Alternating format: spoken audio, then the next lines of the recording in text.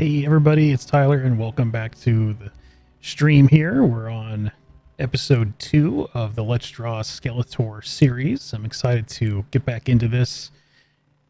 The first episode we got all of the major things blocked in and we've had time to let it kind of sit there and gel, and we're going to dive back in and get into some details. I'm going to try to get some background elements in. We're going to add the sword that we didn't have last time. And I'm going to tinker around with adding some different values, but we want to do it in a graphic way. And we're going to keep it kind of monochromatic for the most part. So there'll be a little bit of experimentation. So come along for the ride. Let's see what we can come up with together. And yeah, let's get creative. So first things first, let's get this sword handled. I kind of want to do the sword. It's been bugging me that it's been missing. And I did actually pull up an image of his original sword shape, so that way we can at least stay kind of semi-accurate to what that should look like. And it is a symmetrical design, so to just be smart and efficient, I'm going to just draw this from the front view. We'll just do half of it, and then we'll mirror it over. And then we'll sort of warp it into place, give it some perspective, and then add any dimensionality that we might need. And I think we'll actually do that for the giant gate back here as well. Okay, so let's jump into it. I'm going to go ahead and hide our buddy here. Do a new layer for our sword. Let's just drop it. Now, I know that there's an actual symmetry tool in Photoshop here, but yeah, I don't know if we need to get quite that fancy with it here. So let's see, we got a handle, and there's a little pommel feature.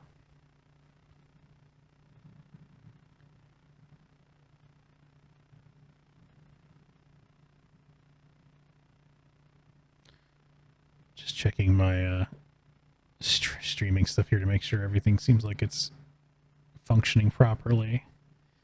It has this nice kind of big chunky shape to this blade, and there's a diamond-like element there. And then this is the really iconic part here, is this hilt feature. It's kind of swooping, kind of reminds me of like a harp or something. And then that sort of classic broadsword tapering blade. Let's take a look and see how this is feeling. Yeah, that looks like a good starting point.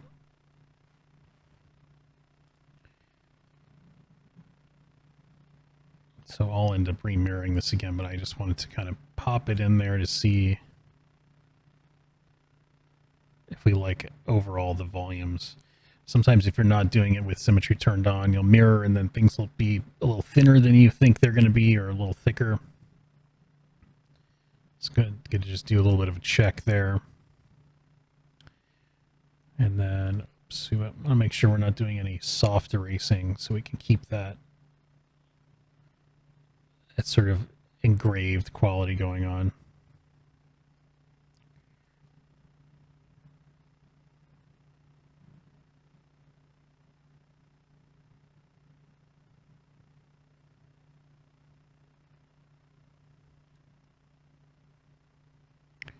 If it's anybody watching right now live, feel free to let me know if there's any issues with the stream quality or volume or anything really.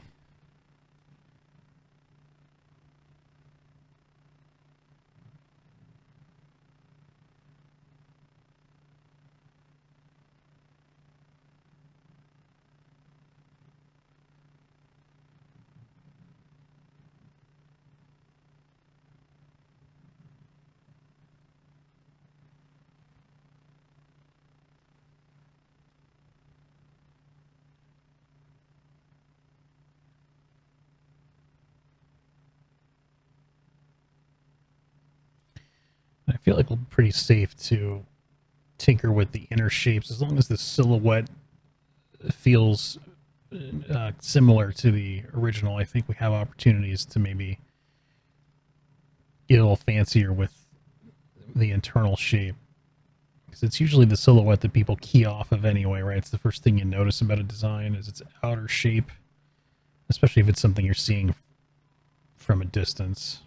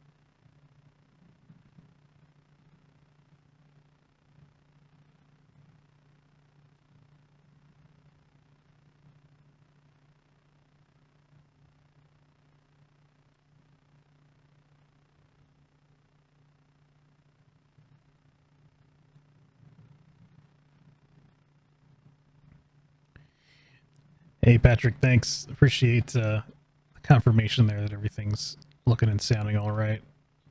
Thanks for popping in, man.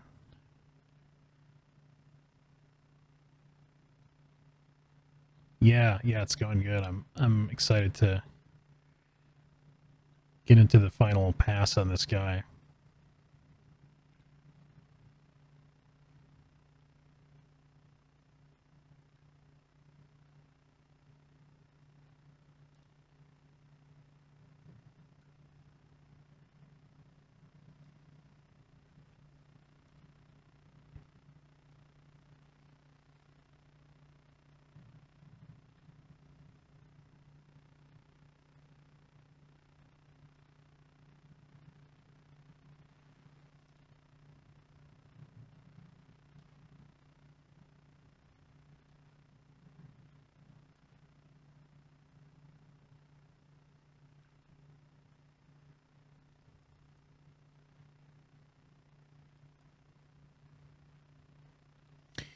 Now let's get this pommel shape figured out.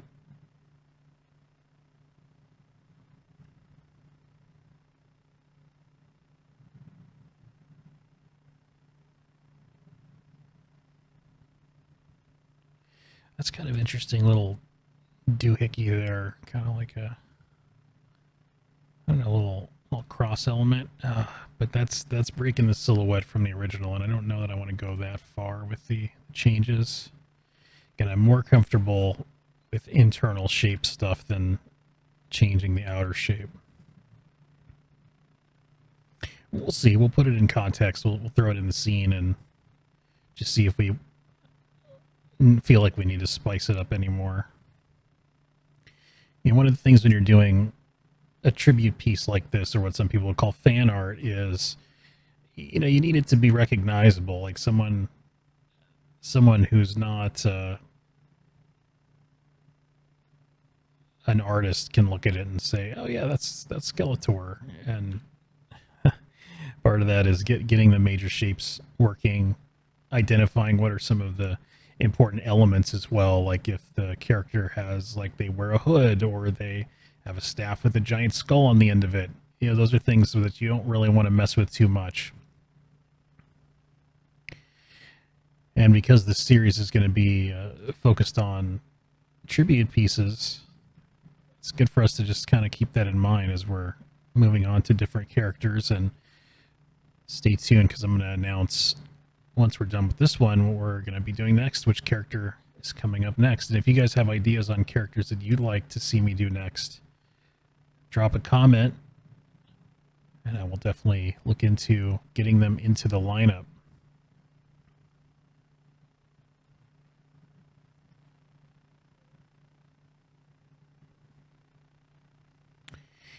Yeah, you know, it's interesting, Patrick. The the stream chat, like my OBS is supposed to be like a multi-chat thing, which would imply that I could see both YouTube and Twitch chat, but I'm noticing that I think it may only be showing me YouTube chat and not Twitch chat, which is not so great. Maybe I should let's do this.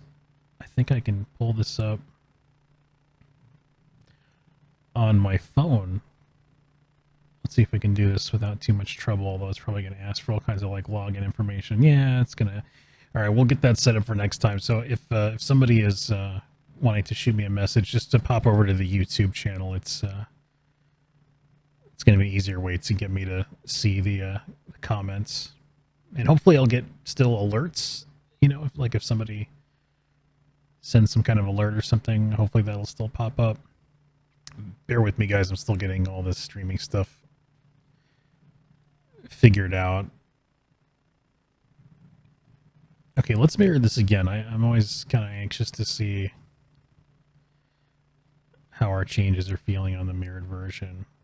Okay, yep, that's looking pretty spicy. Now we don't want to leave it too flat like this. So, we should pick a side for it to be lit from more. It's a sword and it's got a big giant bevel down the middle, so you usually want to kind of choose one side to be a bit more lit. And because of how, let's hide this. Let's turn on. Actually, we can kill this this little placeholder sword. Let's turn this guy on here. And if we can kind of imagine this in position there, I think maybe we can have it lit from the left side a bit more than the right side. The lighting is technically a bit more from the top, but again, we want to, because of the shape of the sword, we want to get it to the form to read really well. So I'm going to choose to have more light on the left or the right. So let's do that in preparation for getting it in position there. And I could even just help myself out with a little marquee selection, and I'll pull back some of the shading on this side. Now we may still have a little bit of an outer line so that we don't lose the shape of the sword entirely, and this could just be like a rim light or something. If you look at the lighting that painters use to get everything to look good, they're really they take a lot of liberties, I guess is what we'll say, to make the lighting what it needs to be to get everything to read. It could be that there's, a lot of lights in the scene. It could be there's lights in very strange positions in the scene. And it could be that even the logic of the lighting is a little bit odd if you were to really dissect it. But it's all with the goal of making sure that we can see and understand the forms, because at the end of the day, we're stuck in this 2D realm and we're trying to we're fighting against it, right? We want to break out of the second dimension and make this feel like it's got another dimension to it. And so almost everything we do has to be with that in mind. When we're talking about representational art anyway, obviously if you were to get into abstract and all that kind of stuff, those are styles where lots of rules get broken. But here we're trying to be, somewhat representational of everything. And then I think I want to carry that shadowing up through some of the hilt features here.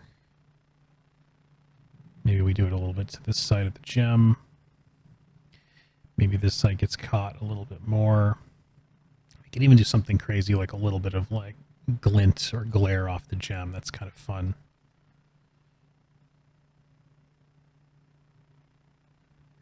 You got a notification this time? All right. Nice. Thank you, YouTube. You're doing it. I appreciate you letting me know about that. You never know what's going on under the hood with this kind of thing. You'd have someone show up to the stream and they'd be like, I don't know, YouTube told me to come here because it was a stream about toasters. And I'd be wondering, well, we don't talk about toasters here, so I don't know why you're here for that, but maybe we'll draw a toaster at some point.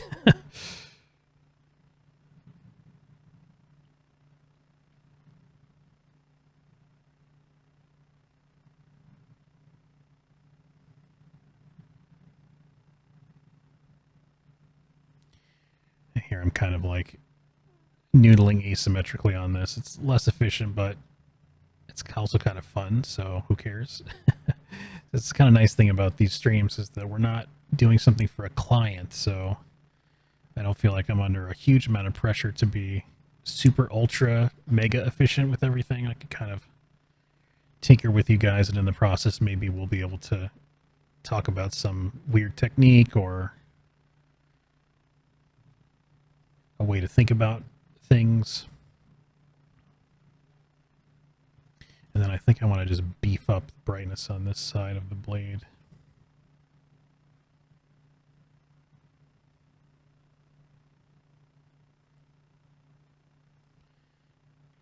And hell, maybe we'll do a little glint off of this side too. I'm a sucker for glowing stuff. I always got to kind of control myself. Yeah, okay. I'm already sort of just painting manually into this, so we might as well just warp it, put it in place, see how it's going to feel.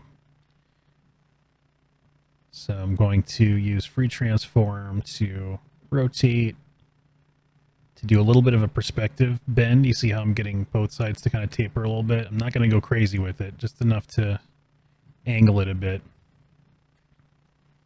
Now, of course, we have the issue that there's transparency going on behind this, right? So let's do a little back plate for it.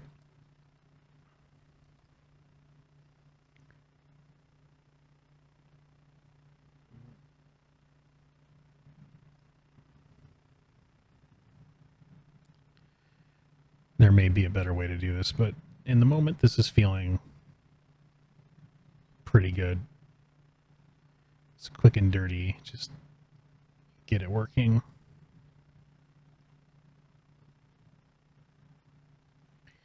But it's interesting how when we get rid of the noise behind this, how much clearer it reads. So our mark making is important.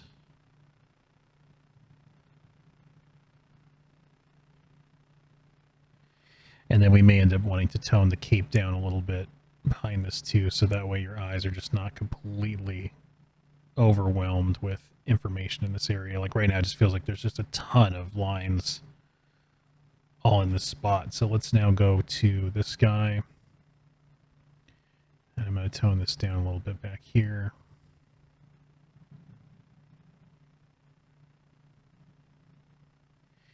And the nice thing is that, you know, the eye is pretty smart. And so you can just imply where something starts and where something ends, and the points in between, you can sort of lose them and people will still be able to follow. And that disappearing is sometimes called a lost edge. There's various sort of uses and implementations of that, but that's just one kind of high level way to think about a lost edge. An effective lost edge is just to show somebody the start and the end, and don't show them the middle. So you can see how like that's feeling like it just is a little easier on the eyes now, which I like that much better.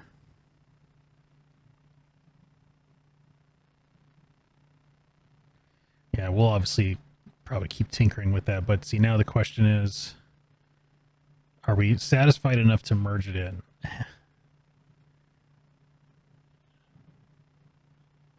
I don't know. That's a good question. I'm going to tweak it a little bit more like this. I don't love this tangent right here with that hand. That's really a bummer. So maybe we just do that.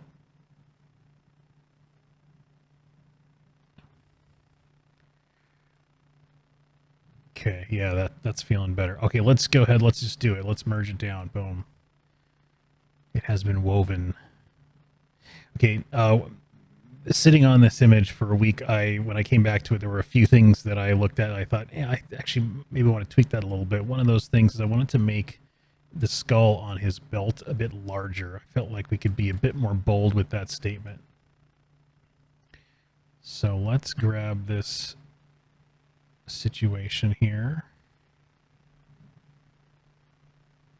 See how far we can take this.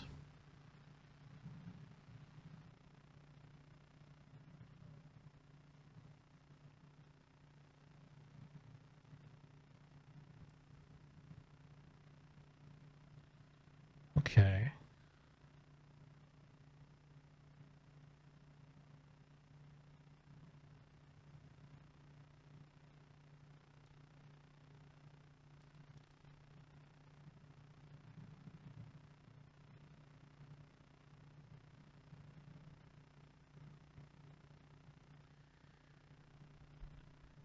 Oh, thanks, Patrick. I'm glad you're liking the style.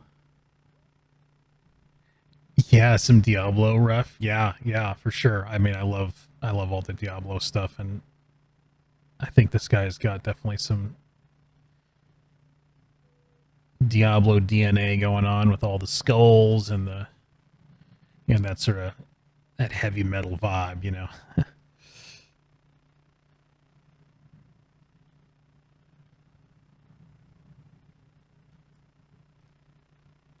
Yeah, I think that size is just cooler. It just feels more intimidating. And I mean, this guy, he's like the big bad villain, right? So if he's not scary, then I don't think we're doing a good job.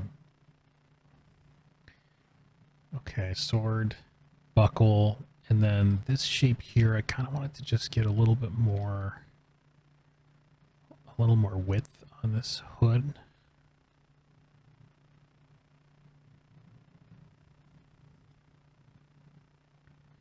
And I was thinking about maybe a little bit more shadow on this hood.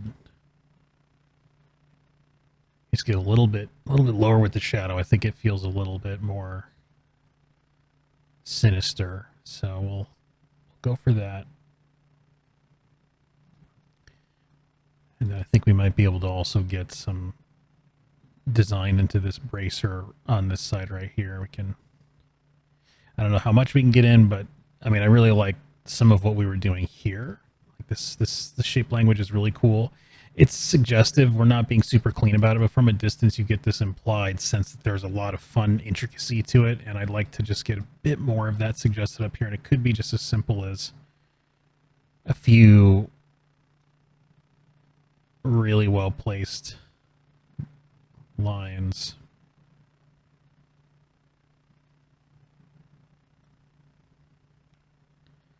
We have to respect the lighting turning there.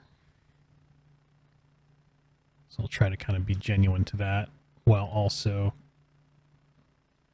implying some of that visual language. Yeah, see, that just feels way more interesting and also cohesive with what we were doing on the other arm.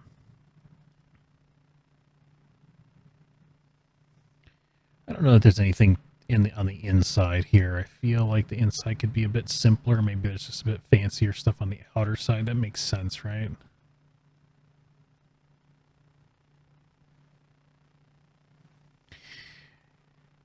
And I guess I guess we would really do hand armor, right? This guy's kind of more of a bare-handed sort of design. So I think we can maybe leave that. Get a little more shadow off that shoulder piece there. Oh, you know what? That was the other thing I wanted to do is I felt like this was a little too busy on the ground here. So I'm going to take some of this stuff and I'm going to white it out where I think the light is hottest, kind of right near the front here. I mean, I appreciate some of the texture work we were doing, but I think there's just a little too much everywhere. And so if we kind of unify in the brightest areas, I think it'll just help your eye not feel too overwhelmed. Maybe we'll kind of merge that together there. Again, I'm squinting my eyes to see. Oh, I was going to show you guys something else. So uh, we're working in this really specific sort of limitation, right? Where we're not using opacity, which I think for a lot of folks would feel really scary to do. It's a fun exercise, I'll tell you. If you haven't tried it, just try it. You may have done it before if you're doing concept thumbnails. Likely you've done it dark on light, right? Like a black shape, a black silhouette shape on a white piece of paper. Try next time you're going to do that, just invert it. Try starting with a black sheet of paper and paint white and just see how that goes.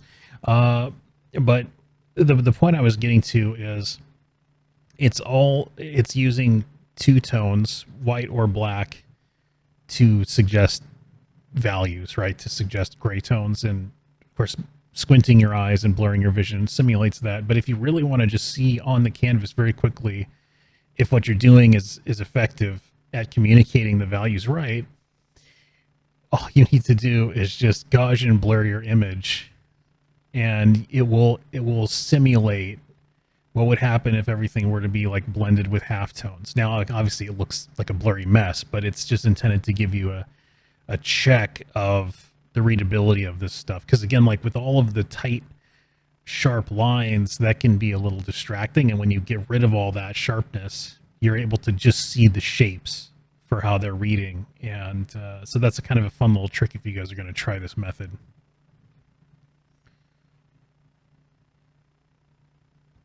He's looking angry. Good. Yes, that means we're hitting the spot.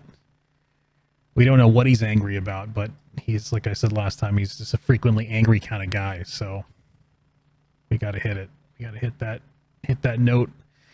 Okay, let's tinker with this sword a little bit more. I think as I'm getting into this style a little bit more, I'm noticing how there may be a tendency to have too much information everywhere, and you've really got to leverage some simpler filled in shapes so that it doesn't feel overwhelming. So that's the scariest part of doing this, is just make a choice that it's going to be really, really simple.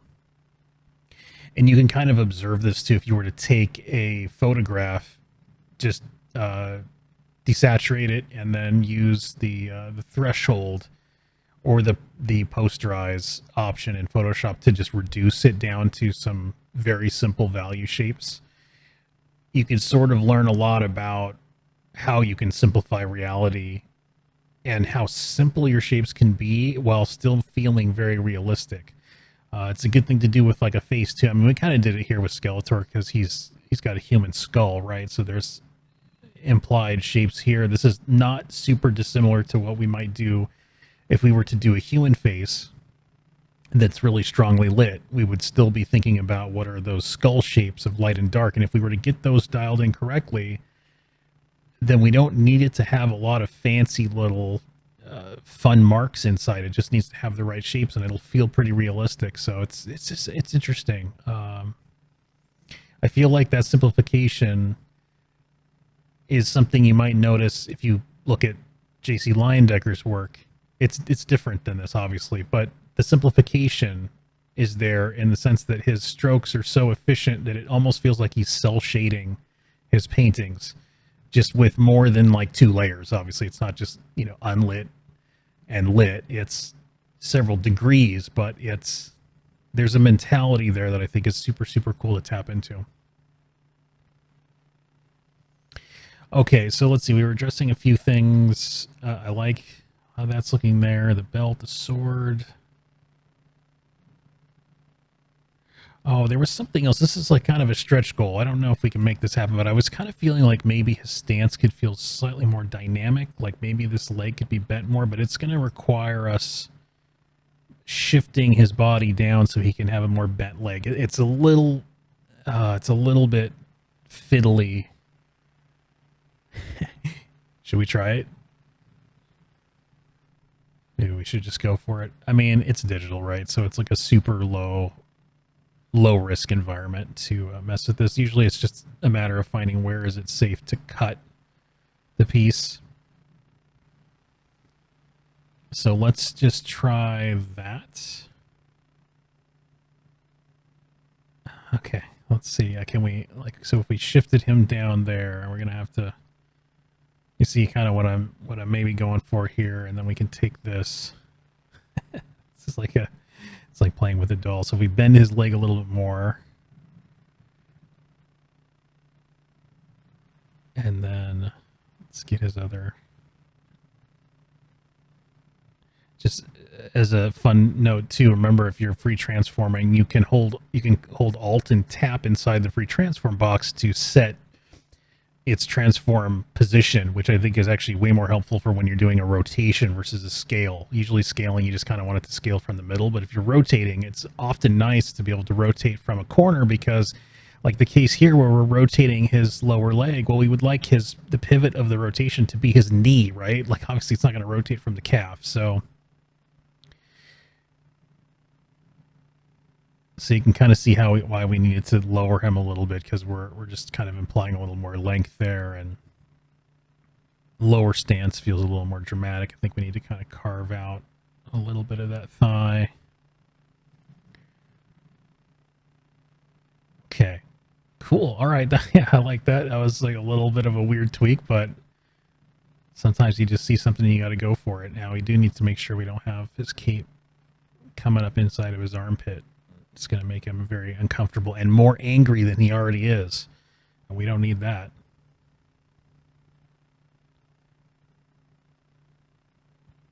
Okay, let's merge that in. I think we can lock that one. And now, okay, here's another one that I was thinking about tweaking is the head of the staff.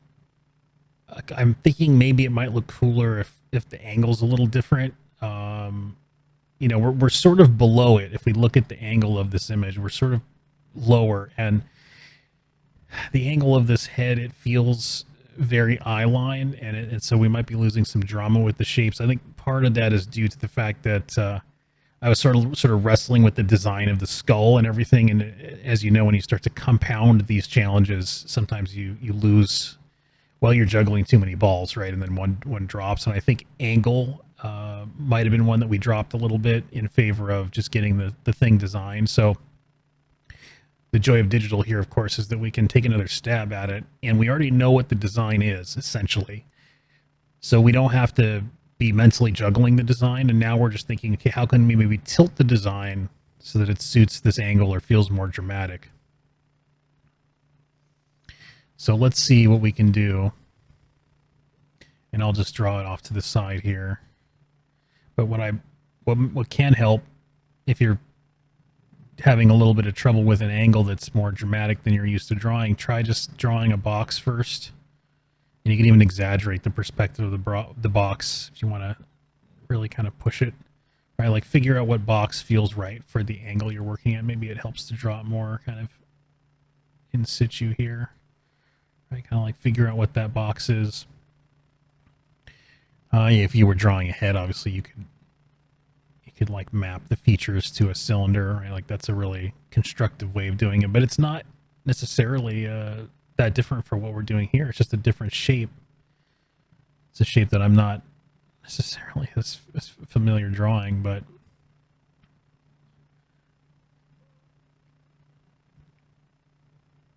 let's see if we can do something here with this angle.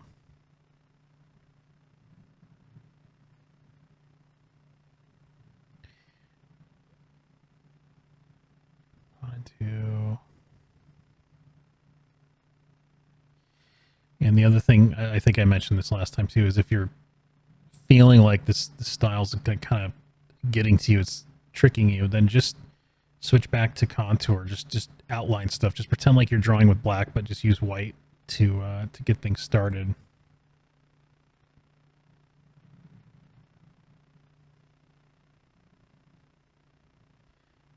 We may end up drawing this, and it might end up that it feels similar to what we already had, but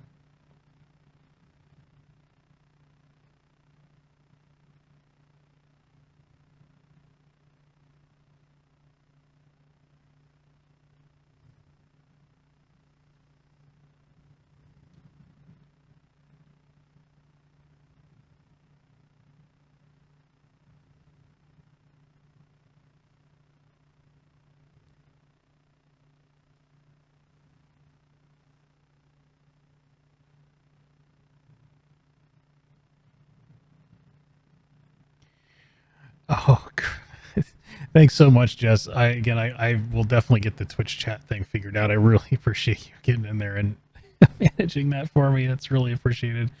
Some of you guys who maybe are around for these frequently, I definitely should probably figure out some kind of like a moderator, official moderator thing if anybody wants to get in there and help out with that. But yeah, for the moment, that's super nice of you to help me out with that. So yes, hello here from the streaming end of the camera, and hope everybody over on Twitch is doing well. I don't know. Is this? What do you guys think? You guys think this is this like? Should we explore this more? This is just a doodle, but like maybe you know what? Let's do this. I'm gonna cut this existing one off, and let's put the new one on, and let's see if we like. Maybe we could do a little totally cheating with that there.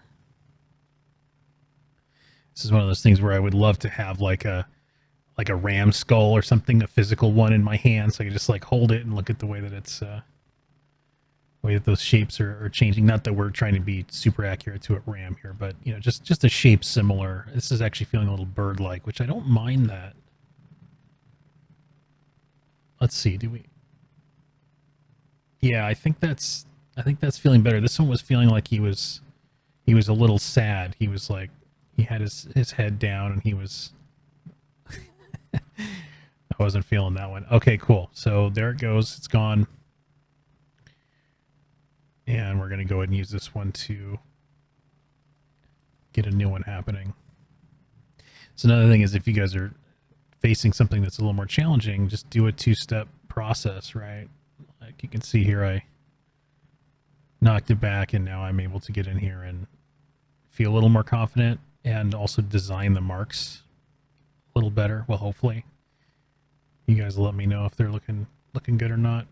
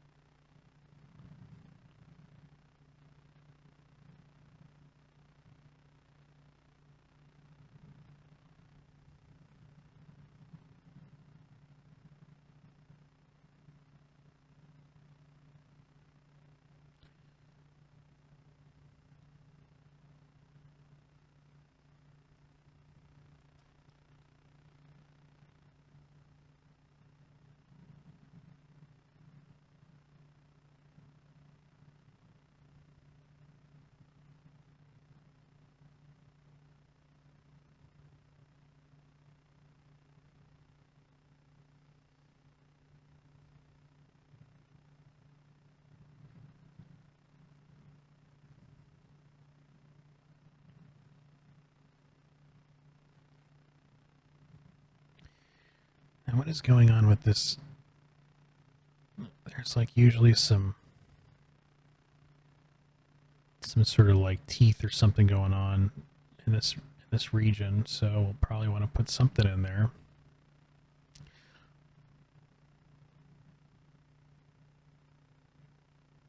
Okay, we'll just turn off the underdrawing because I think we've got enough of it suggested now.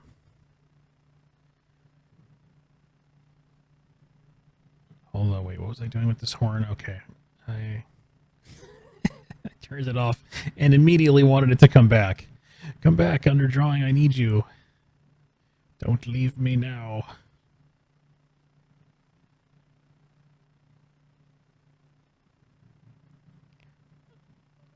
I think we're going to have to just get a little more of this form indicated because it's too mysterious. It's too spooky, guys.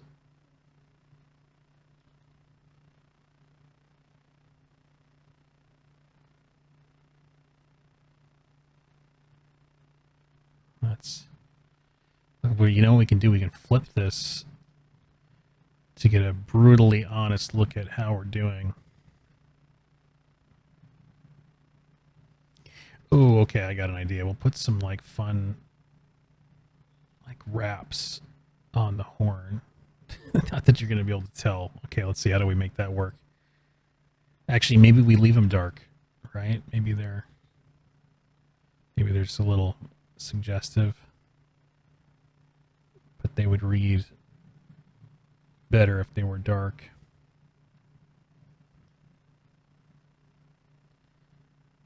Okay, that's kind of fun.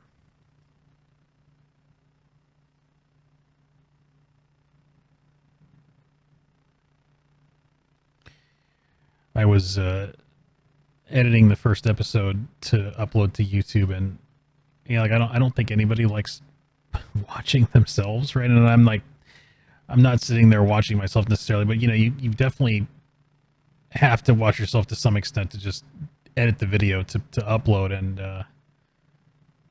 I was like, when I'm concentrating and drawing, I definitely make some weird expressions, and I bet you guys do too. So yeah, don't act like you're not on the same boat. You're with me on this, but yeah, if you ever get a chance to watch yourself drawing, maybe you might be one of those people who sticks their tongue out. I don't go quite that far, but yeah, some funny things happen when you're concentrating.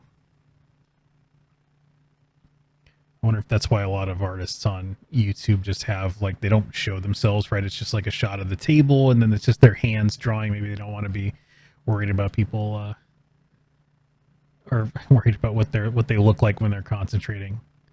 Things you don't think about until you start doing this.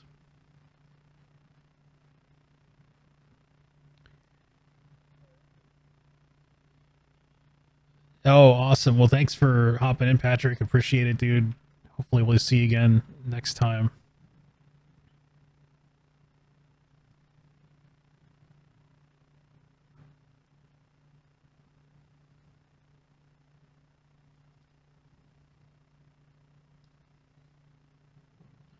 We're going to end up spending like a whole hour on just this silly staff head. It's not silly, it's important. Give some magical powers, right? I don't know, actually. I don't know the lore. Maybe someone can fill me in on some lore here. Does he need the staff to have any powers, or is he pretty much fully functional without the staff? That sounds questionable. Don't read into that. That was just it was innocent. It's exactly what it was supposed to sound like.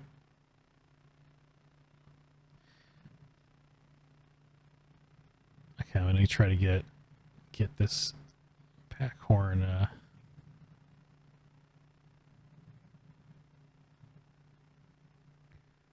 more rendered here. And maybe we need to hit a little bit of a rim light on this.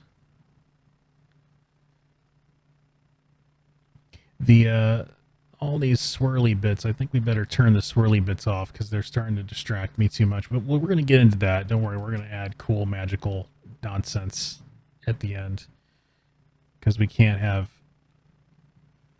a piece like this without some magical nonsense going on. Also, if it wasn't obvious, I'm trying to give these a little bit of a sinister sort of like occult quality to them, which is just a bit less whimsical than the original series, but I like that kind of stuff. The long-term thought here is that at the end of the year we should have a good series of these completed, and then I'll print them out as a little collectible deck of cards that you can get. That's the theory anyway. We'll see how that goes, but that's why I'm going to try to be a little bit rigid about the formatting here. I think that'd be kind of fun.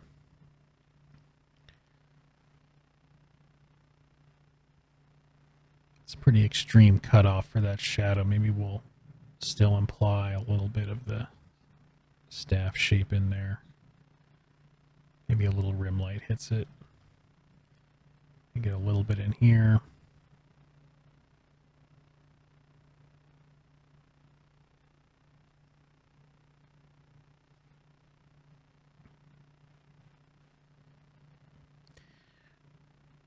I'm going to need to tone down this cape more in here.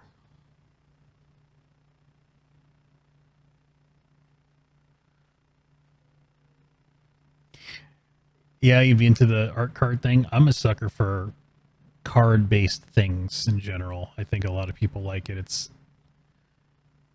Well, it also doesn't take up a lot of physical space.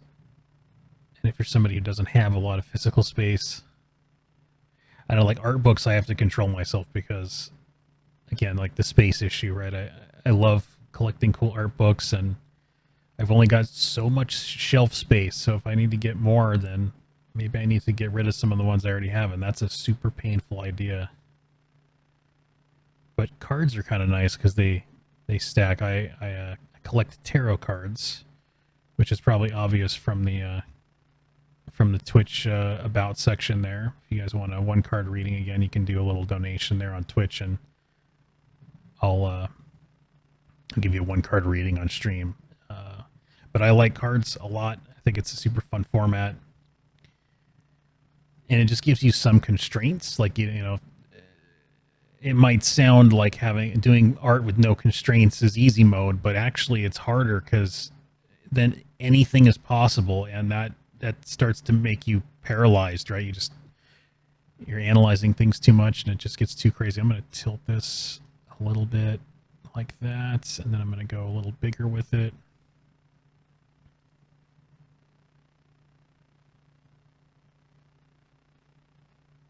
I'm going to look at it on my other monitor as well. Here I got my OBS, and again, I like to kind of look at the art in another view because I see it in a new light, and then I catch if there's something weird going on. And I don't feel like it's working too bad. I think it's looking all right.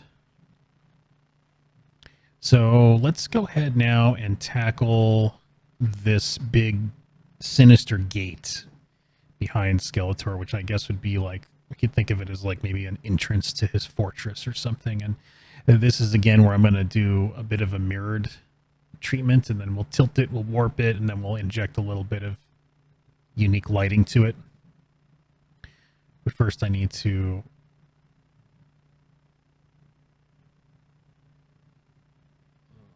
lower the opacity of this. I'm just going to merge this down because we're not going to actually use this layer.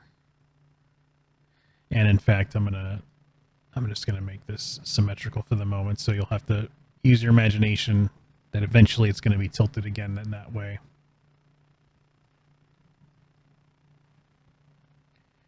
Okay, I think we can get this done by the end of the stream. That's the hope. And this will be some kind of a demon skull.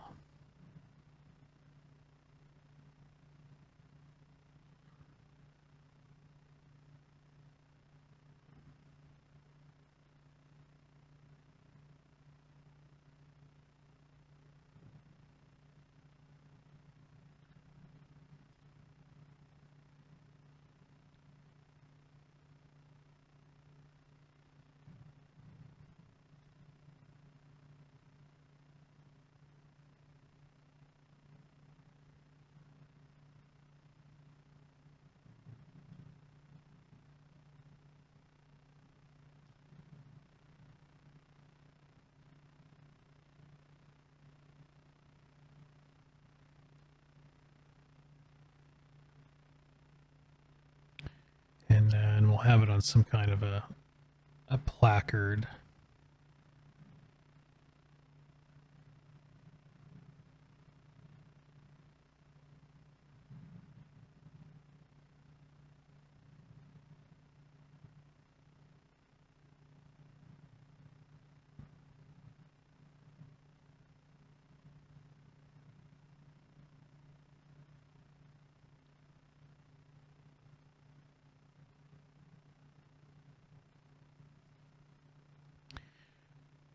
Let's save your work, everybody. Make sure you don't lose stuff.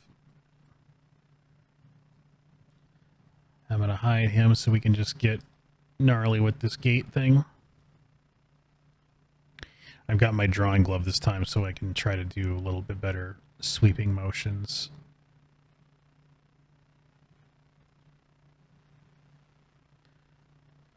Oops, grab that.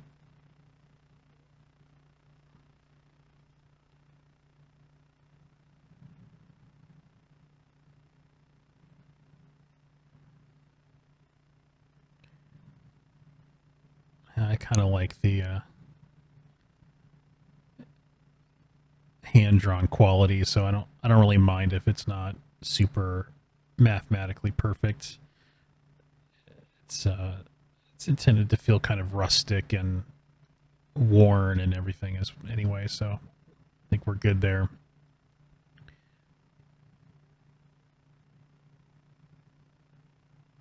But I'm thinking there's a couple arches.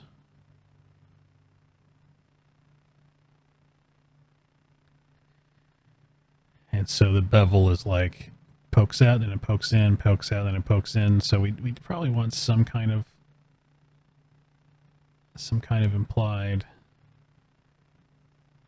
form here, but darker obviously than the top section.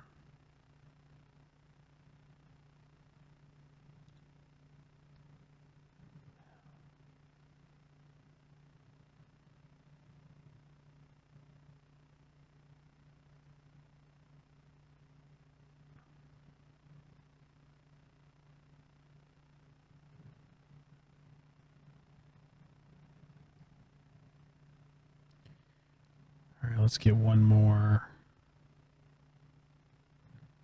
little ridge in here. As I'm putting this in, I'm trying to be a little bit conscious of some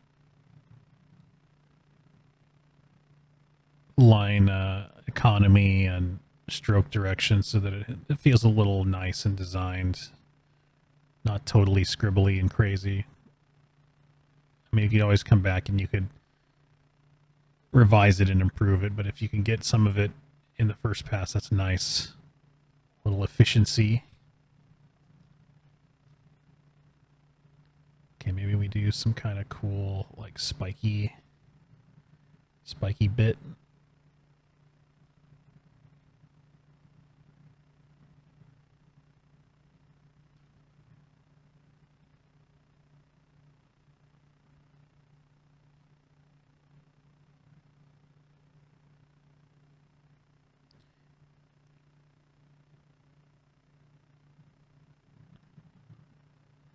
And maybe there's some rivets. Just a couple implied rivets there.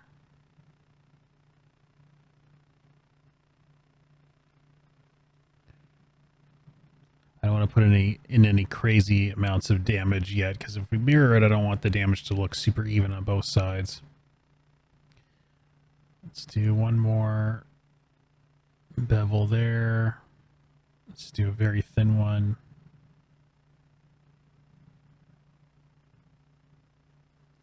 And now let's get to, I think there's going to be some thickness here on the inside, so maybe we imply that with a little bit of value here, like this. It's in shadow, so just a very light hint.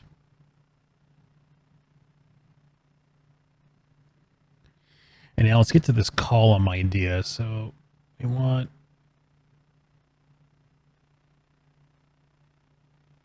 some fun depth to this.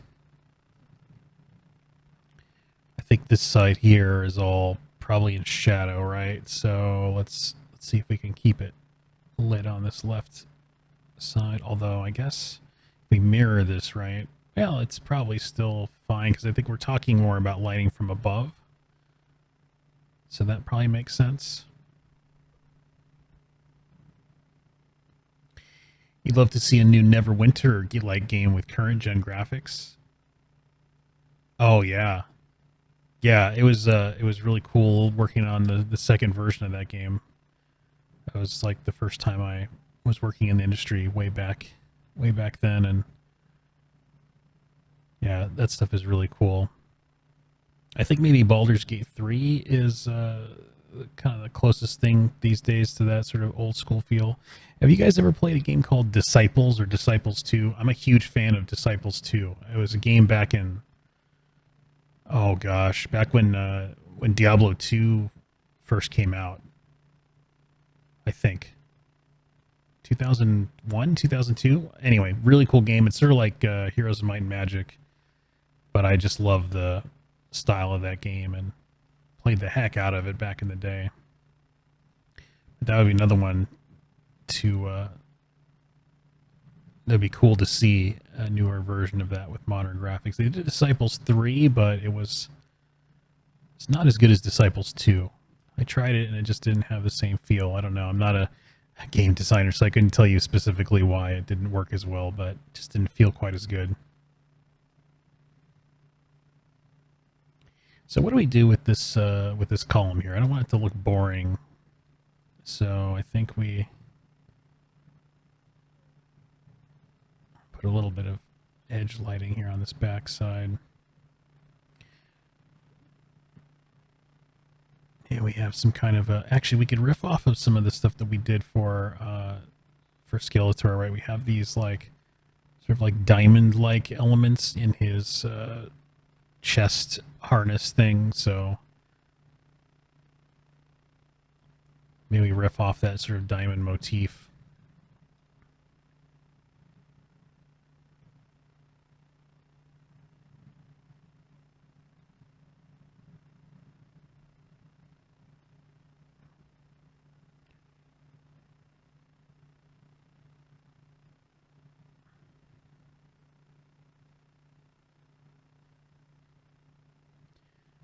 And I think I'm going to end up taking this, whatever this is, this piece here, and I'm just going to duplicate it down.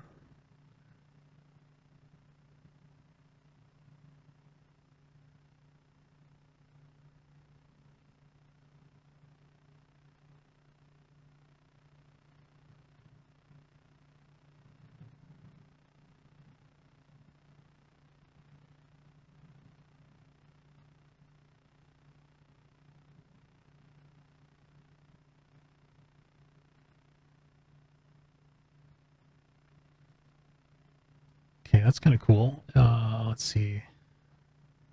Do I have a favorite game that inspires me, like a movie or a series?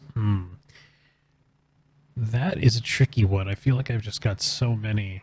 It's such a typical answer too, right? Like I can't name them because there's so many, but it's kind of true. Like I think one of the things that's helpful to an artist is just to be like a sponge, you know, try to consume lots of content and just see lots of things. You can kind of tell a sort of novice artist because their frame of reference is very narrow, right? Like sometimes you might see somebody who all they do is they just draw like manga stuff, or all they draw are like anthropomorphic stuff, right? And it's there's nothing wrong with that, but when it's the only thing that they draw, sometimes their stuff looks a little derivative because they're sort of a copy of a copy, right? And it's like what you really want to do is you want to sort of expand beyond that, and then try to, you know, you don't have to abandon what you love, but try to like bring in some stuff from unlikely areas to make it your own. And the best example I have of this is actually not in art, it's in music, where Led Zeppelin brought a blues element into heavy metal, and that gave him a very iconic, unique sort of sound. And so you can kind of think about that with an art style, like, okay, I love to draw whatever, you know, like manga girls or whatever. It's like, okay, cool, that's awesome, like get really good at that, and there's lots of people who love that stuff, but what is it that you might do that might set you apart? Well, maybe you go look at some art deco, or maybe you go look at some surrealism or whatever, right? And then you bring it that unique spice, and you may not even have to be hitting people over the head with it. It might be like a little bit of like a secret spice, right? And it's like, I don't know, their work is just different and it's cool, and I don't really know why, but I like it.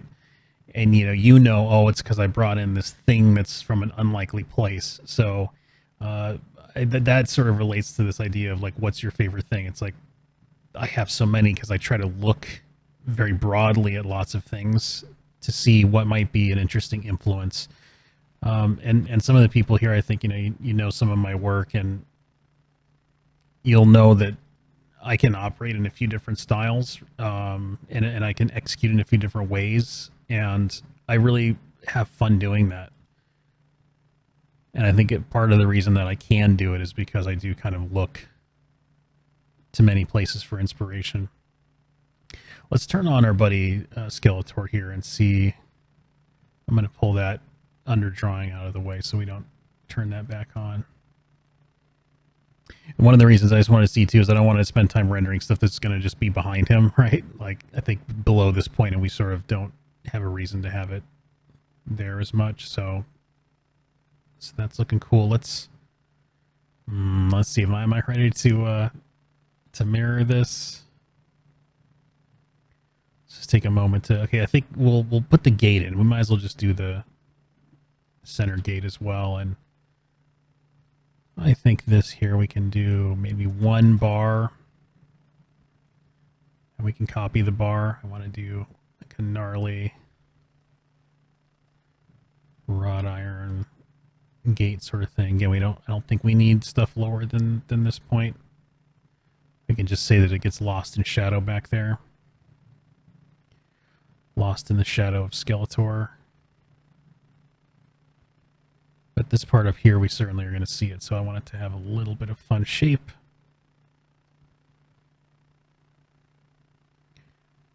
Okay, maybe we go a little bit more aggressive.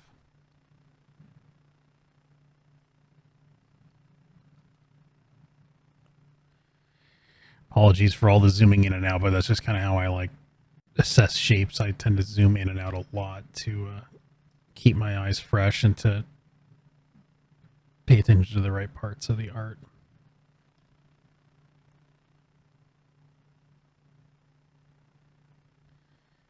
Get a little bit of highlight on this guy. Okay, now let's duplicate this a few times. Whoops, just that part. Thank you.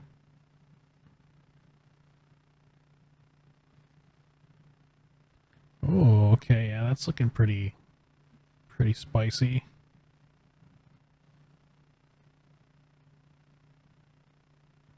And then I guess we're gonna have to tilt this a little bit so it kind of conforms to that. We did a little bit of a bent shape for the outer frame there, so I'll just tilt these a little bit. All right, now we need some like cross elements to span these here. So I wonder, do we do a little subtle arcing? Yeah, that seems cool. We'll do a subtle arcing shape, and maybe we'll put some diamonds on these intersecting points.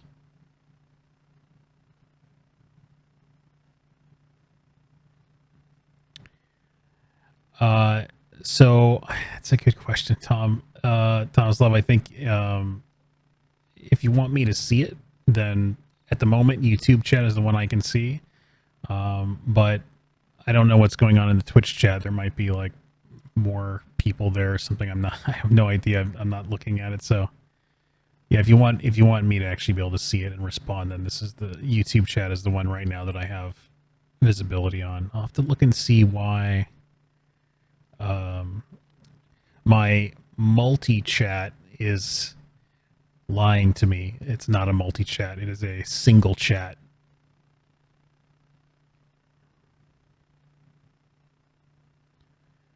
Okay, let's erase out this bottom section here.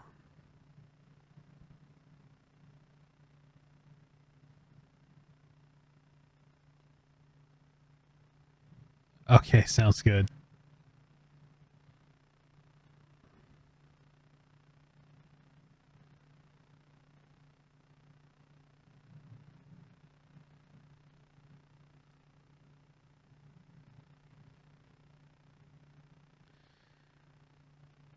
Okay, yeah, we definitely see a bit of that. I think we may still see, well, I guess I'm just going to put in another cross brace here, just in case. I guess we can just duplicate this, right? Oof, it's a little, I'll just paint it manually, that's fine. Not a problem.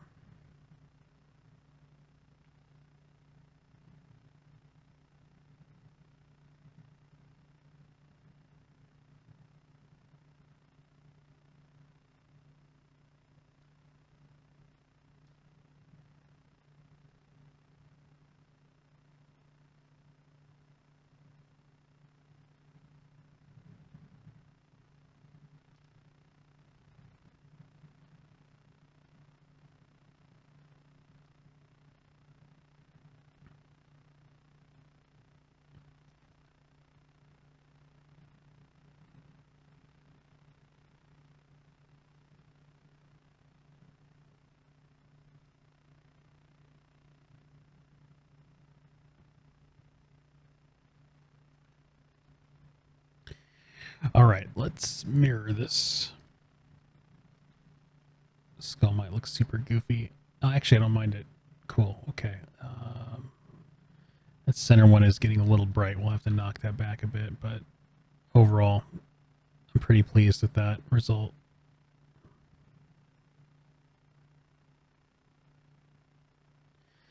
And then let's just destroy something obvious with this top element here.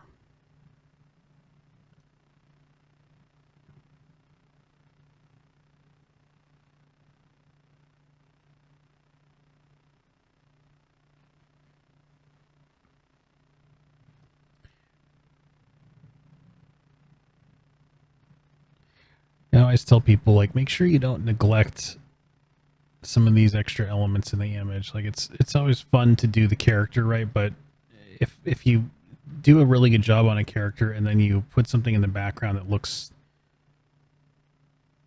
like you didn't care nearly as much, people will notice, right? Like, it's worth the time to just make it all look equally high quality.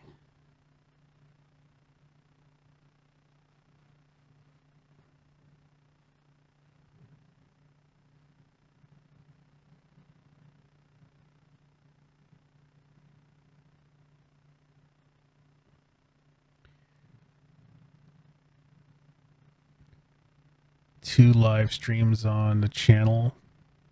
Oh, is there two on? You're saying there's two streams on YouTube?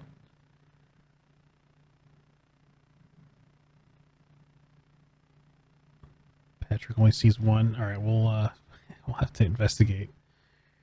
Let's go ahead and do the let's do the perspective tilt here and get this feeling dynamic and all that jazz.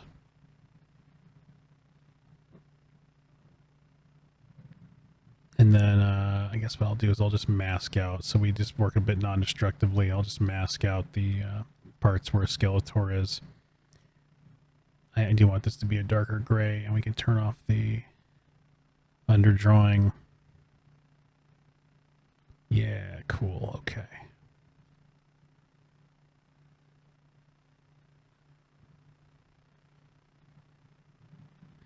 I guess that is sort of one thing that's a little bit challenging about this technique, is that you don't have an opaque black there to protect all the layers.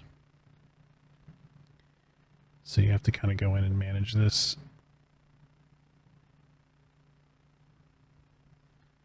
That's okay. It doesn't take that long.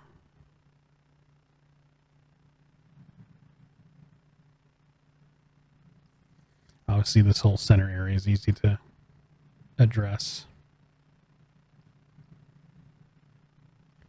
And then we'll just, yeah, make sure we get rid of all that stuff down there. Okay, cool. Yeah, I like that. I think that's a good little backdrop for him. And now that it's in place too, we can sort of tinker with these shapes a bit.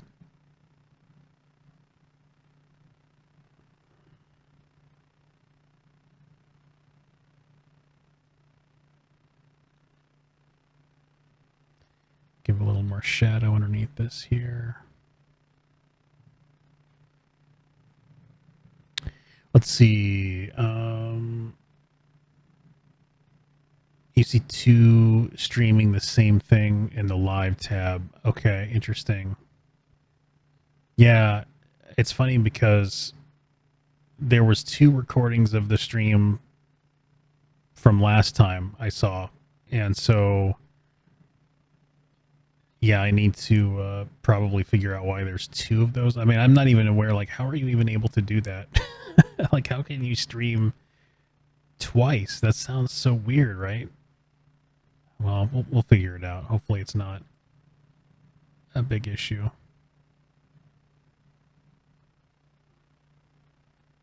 Okay.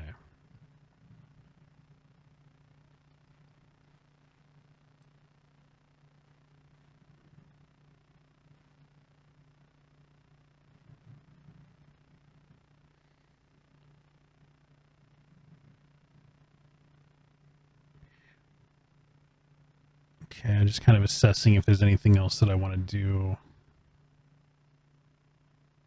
Maybe we do something with the bottom of the staff here. It feels like it's a little neglected.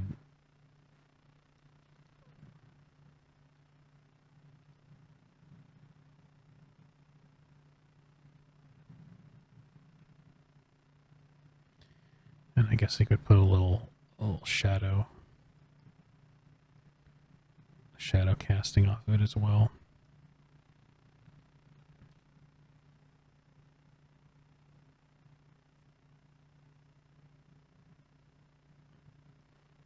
Okay, thanks, Patrick. I'm definitely going to kind of investigate what's up with that.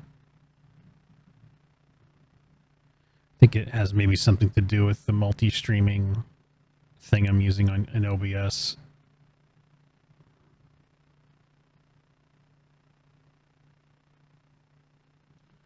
Oops, I actually want that to be the lit side. There we go. And then I want it to be like a kind of double complete diamond.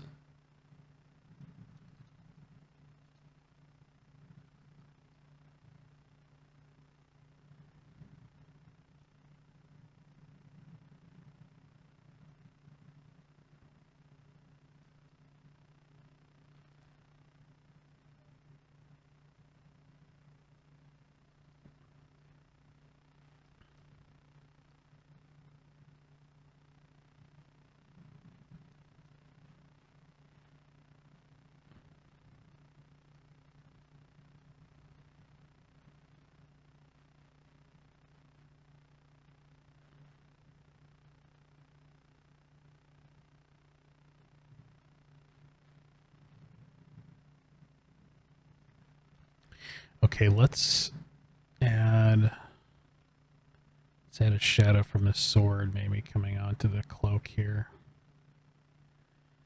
I'll be taking a little bit of artistic liberty with this positioning of this, but I think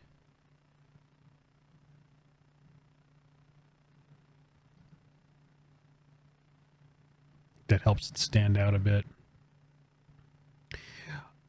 Okay, so now we're going to get into a little bit of the some of the like implied value stuff that I wanted to do on top, and I think that we can do this in an efficient way by we'll just add a new layer and fill it with black. Now I'm going to take a soft eraser and I'm going to erase. It's not going to, don't worry, it's not going to look like this when we get done, but I'm going to just use this as a way to get a sense of where I want this to be brightest. So we're going to try to get a little hotter at the top where the light is hitting on top here.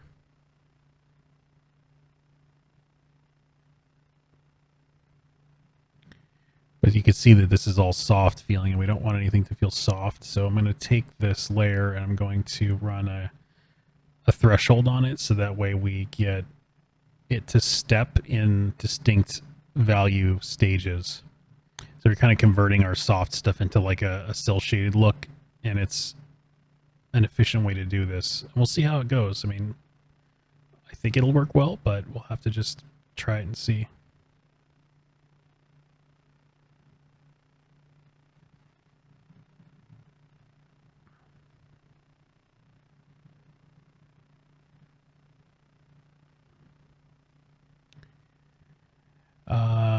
You love the tiny details.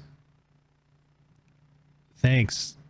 Yeah, no, it is tricky to know how far to go with the details. I think the thing that's helping me to not go completely crazy with the details is that I'm trying to get this done in 2 sessions. So like kind of like 2 episodes. And I'm actually using that as a way to help me to unify like sort of like the level of finesse that these want to have. Because again, we could spend like 3 months. I could knock all this back and we could do another pass on top where I'm like super crazy about every stroke, right? And I think you just gotta kind of give yourself like some kind of goal for how long something should take. And luckily this sort of streaming format, it sort of creates that for me. where it's like, well, we don't really want to have everybody watching this for a million hours. Although I know some of you said you would be okay watching me do like a really long type of piece, which again, we could do that I think in the future. But for now, we're going to try and do some of these that are just a little bit quicker to sit through and see progress happen. Let's get some on this skull back here as well.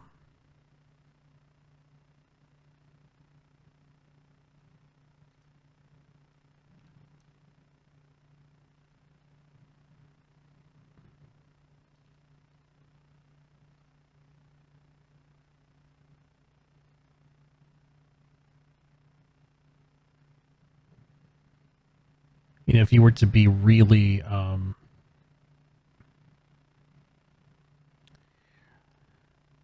really simplified in your shapes and a little bit more simple in the graphic read of everything, you could get sort of a like a Darkest Dungeon sort of a vibe from this. You'd want to lean a little bit more Mike Mignola with it to get that look, but we're adjacent, right? Like we're in the same building as those sort of looks. We're just choosing to be a little more detailed with it.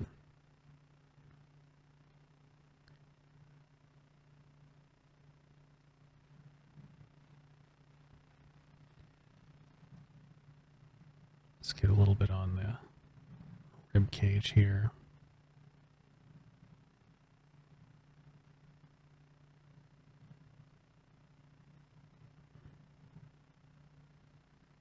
And then hopefully this will work, and you guys will see how this can be a nice starting point for a more graphic approach.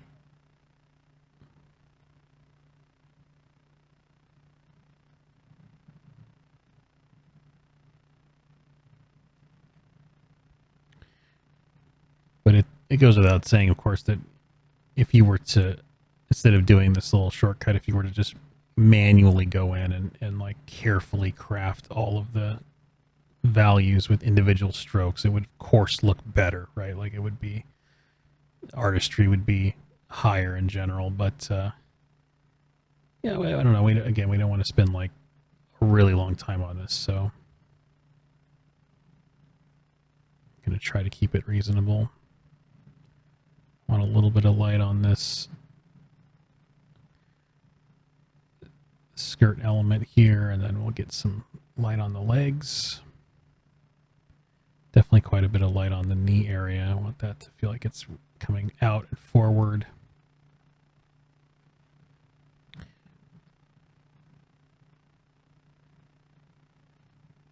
When I was thinking about crafting this look, I was definitely having to make some tough choices about, like, did I want to even do this step? Like, do I want to bring in some values? And I think it's good because I think there's just some stuff that's just very difficult to execute when you don't have an opportunity to have some of these halftones come through.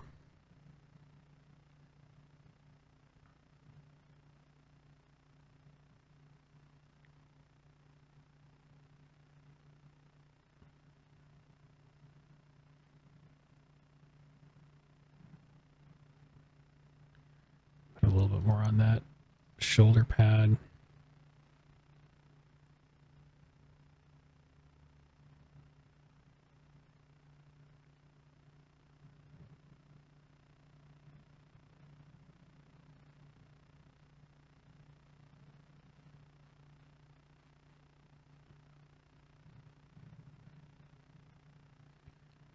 Okay, now we want his feet to get hit with some light. A little bit less on this foot, but still a bit there. Now, of course, the ground is getting lit.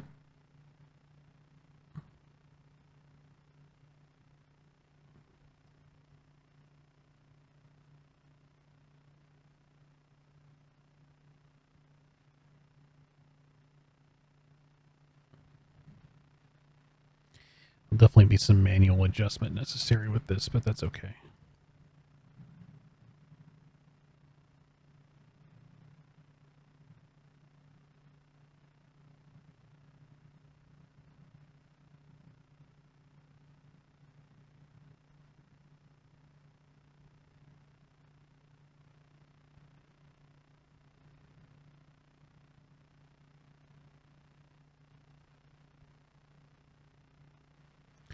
And then, yeah, I think I'll keep his cape on the right side darker, so that way we don't, it doesn't feel like it's coming towards us, right? The sword stays in front of that.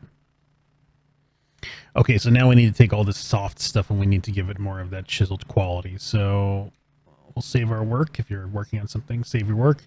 And now we're going to go up to image adjust, and we're going to use the, not the threshold, I'm going to use image adjust, posterize. Oh, and I need to, before you do this too, by the way, you need to make sure that you, make sure you have it merged with a white. Like, you can't, like what I had before was, it was a black layer that was erased, so it was a black layer with holes. And posterize isn't going to know what to do with that, right? It's going to think the whole image is black. It doesn't understand alphas. So, you know, put a white layer underneath, merge it with the black layer. So now we have this black layer. And now this is a layer that you can do a posterize on. So again, we'll do this. And then see, now you can see it's based on how many levels we set here. We can, if we crank it all the way up, it's basically like we have a soft gradation to things, but we don't want that. And if we crank it down to 2 levels, well, now we're not getting any expression of other values. So we want to go just basically kind of slowly notch it up until we feel like it's doing something interesting. And I feel like we're going to be probably in like the 4 to 5 range. So let's try 4. I'm going to set this to multiply. And then we're going to lower the opacity, obviously. And I'm just going to bring it a little bit here. And you can see how now we get just like these little cutout values kind of like slicing into it and giving us a bit of an implied lighting scheme, which is pretty cool. A piece on a black t-shirt, that could be cool. I agree. Definitely kind of like a graphic vibe going on. So that's, yeah, a quick way to bring in some implied lighting, and this is its own layer. So what's cool is that like we could push that a little bit more, right? Like, I think I'm kind of playing around between like, you know, like maybe like 35 to 45%. Maybe we'll go with the 45% here. And again, it's got those hard cuts. So it's as if we went in there and we were like making these really painstaking decisions about which value ends here and starts there and everything. And we were just, so yeah, we're definitely taking some shortcuts here. Again, if we were to craft it manually, you know, we'd be able to have better artistry with it. But I think for the time savings and just, I think how effective it looks, I think it's definitely a good trade-off. So now what I want to do is I want to play around with a little bit of this idea of where we could put in like a slight hint at an accent color and maybe just an overall slight monochromatic tint to the image that just kind of gives us the flavor of Skeletor. And I think each character we do will have to kind of choose carefully what color that might be. So for him, it's going to be these kind of purpley tones. And we also at this point want to decide, do we want to imply local color value anywhere? And for those who may not know that term, it's basically a local value is like what the actual color of the element is, or its color value is, regardless of the lighting. So, you know, it's like somebody's hair is like a strawberry blonde, but when you put intense sunlight on it, maybe it looks white, right? Well, the local color would be the strawberry blonde, and then you just sort of ignore the brightness from the light. And up until now, this piece has been basically devoid of local color or local color value in it. It's just been light alone, right, to describe the form. And what we just did now was also just a further indication of light. We're just adding some gradation. So now we have to make a decision. Do we want to start bringing in an implication of local values? Is it something that could add an interesting element to the piece?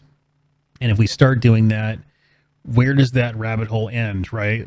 Because I don't want this piece to look like it's fully rendered. I want it to look like kind of an implied, stylized look, so that we have to just be a bit careful. And so, you know, I'm just kind of glancing over here at I have a old school picture of Skeletor, and I'm just kind of looking at his outfit and seeing kind of like what's going on. And basically he's got like the blue skin and he's got all the purple on his armor. And there's a bit of a, Well, it actually looks like the value between the two is pretty similar.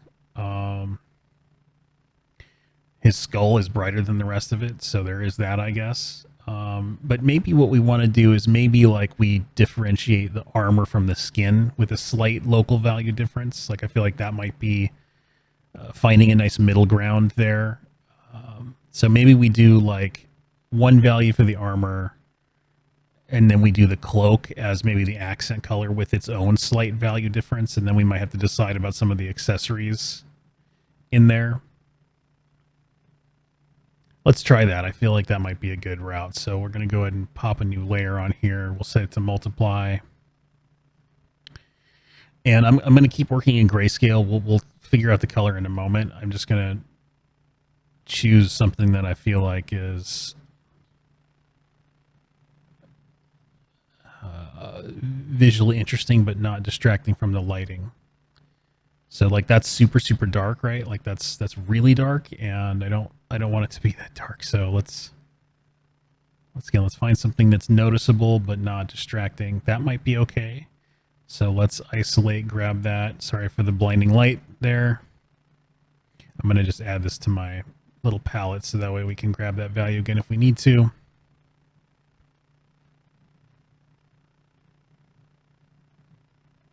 Sorry, I'm going to catch up on some comments here.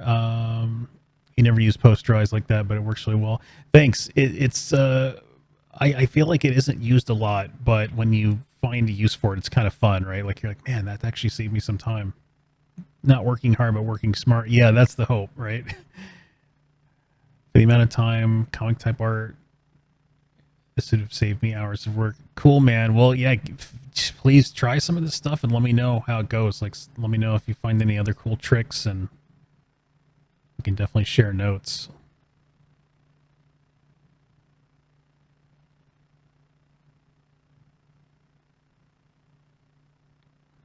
Does the skull in the middle stay? Oops, make sure we're erasing with a hard brush. Do we go? This is always like the tricky thing, right? Like, is it cool that the skull is brighter? Maybe it is, because it's like a kind of iconic thing in his little outfit. So maybe we'll go there. I don't know. We'll decide once we see more of this in place.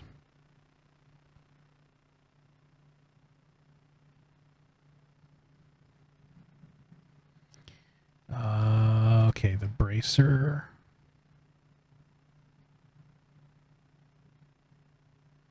Arm guard, whatever you want to call that. This guy as well.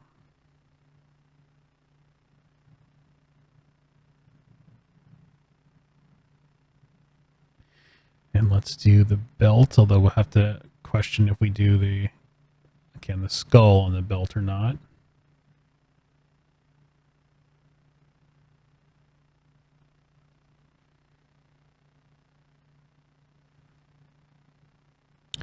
I didn't watch the thing on the grease pencil yet, but I do have the link you sent me, and I do want to watch that. I kind of I want to be able to get like in the right sort of headspace for that, so I can try and actually retain information that I'm watching. But I'm super curious though to see what's in the video.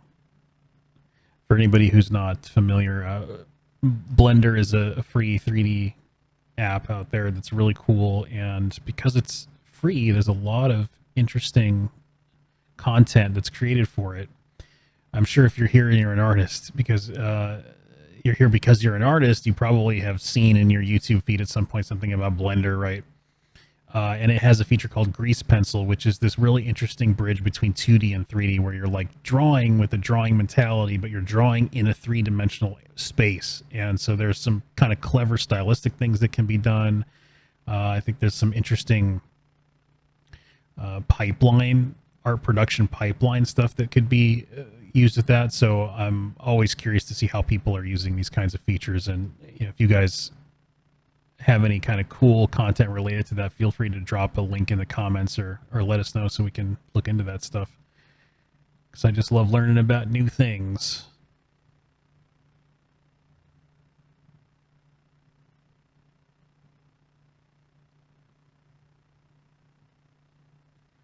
Yeah, the interesting thing about going with the darker value for the armor here is that it would give us an opportunity to maybe bring in some specular highlights on top of these that would be a bit more impactful. So that's kind of interesting. I almost, oh boy, do I want to do, see the white up there is nice because it stands against the background. And so if I were to go with the darker value here, I feel like we would lose it, and I feel like it, yeah, I'm gonna leave that one brighter. I am gonna go darker with the sword, and the sword I'm gonna bring in some specular highlights on it so that it still stands out in front. I'll just do it with the metal. We'll leave this handle part a lighter color. I don't know, there's probably not a lot of logic behind that choice, but just graphically I think it's nice to have a little bit of that separation.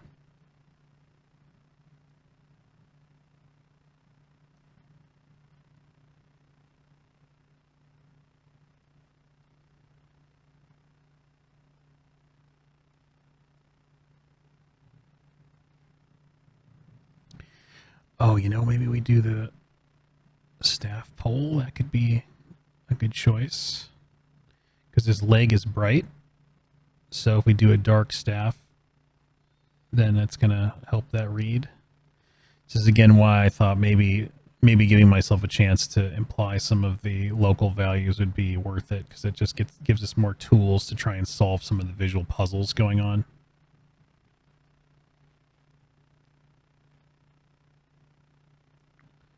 I'm questioning. I think we go darker with this as well.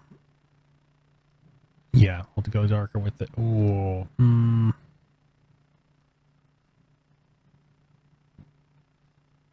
going to go darker with this. You guys will see what I'm going to do in a second. I'm going to go darker with this. Little strategy, a little strategery going on in my brain.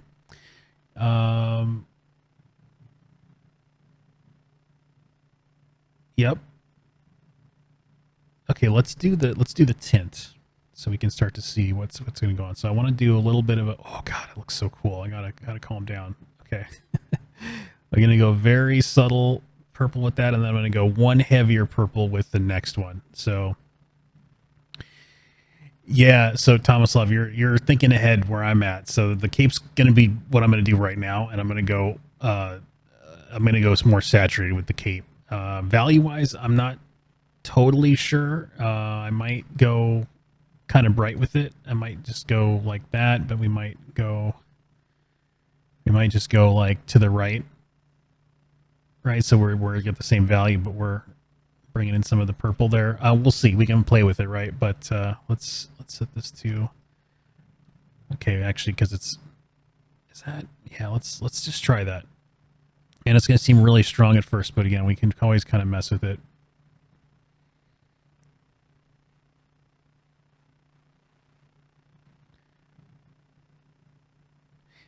Dude, Patrick, thanks for joining, man. I really appreciate it. Hope you have a good one, and catch you next time.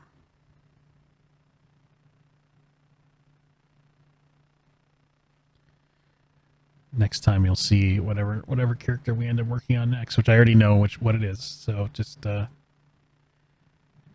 wait for it. I will let you know as soon as we get this guy wrapped up. We got a little bit more left on the stream here. We got another like 25 minutes, so I feel like we're actually doing pretty good in terms of where I want to be with this for wrapping this up in episode 2. And because we got to still add like some cool like magical stuff coming off of the staff. I don't want to forget about that.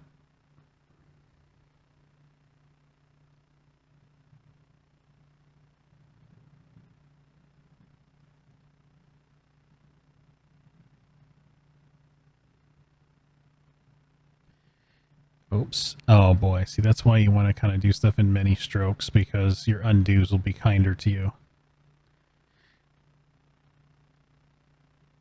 Anybody knows the pain of trying to do everything in one pass, and then you mess up at the very end of the stroke, and you're like, well, GG. Start over.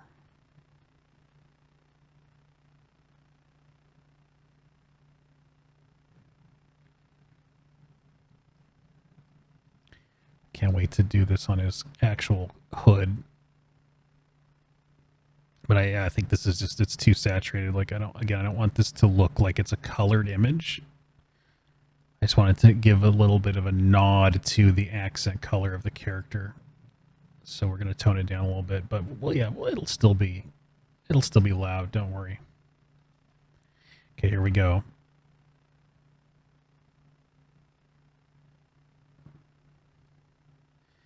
You know, like every piece has those moments, right, where it's like a crowning element, and it's always fun when like you finally get around to putting something in like this.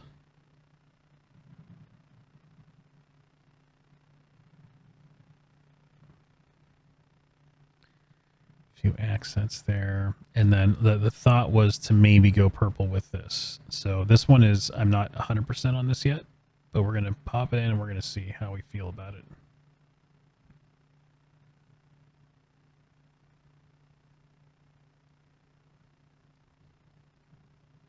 Because I had a little bit of a concern that maybe if it was just the cloak that it might feel sort of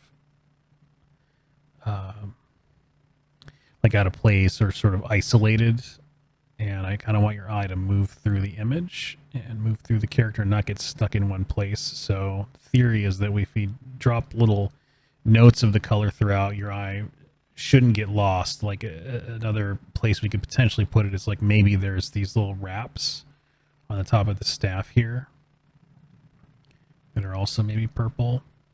You know, like this is where we're sort of just favoring the composition of the image and we're not trying to be like super accurate to the character. This is where we're taking artistic liberties for the sake of the piece. Actually, I want to make sure that that's not all purple there. So your eye kind of moves through, right? And like it could be that maybe something on the sword was also purple, but I feel like this cape luckily kind of extends to the back here, and I feel like we get it moving all through that area. We could actually make this gem down here purple. Could bring your eye down there. Maybe this little gem becomes purple here. And maybe this gem here gets purple. Could be kind of fun. Let's go purple here. Oh, we're getting purple crazy. Somebody stop me. Okay. All right, now we're going to just tone it back a little bit because, again, I don't want it to feel too distracting. So you see how when we make it gray, the purple we already added feels very obvious. It's like, oh, wow, yeah, like that one we just did before this is definitely purple. And then as soon as I bring this in, it makes that one feel gray. I don't want it to feel totally gray, right? I still want you to be able to kind of appreciate that. So this is, I think, the sort of flavor that I want for the purpliness. I don't want to go too bold with it.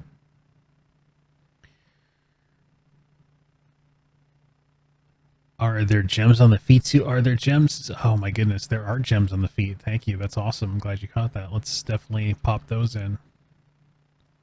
Gem there, and oh, we were a little bit we fudged that one a little bit. We'll say that one's in shadow. It's in the mysterious shadow area.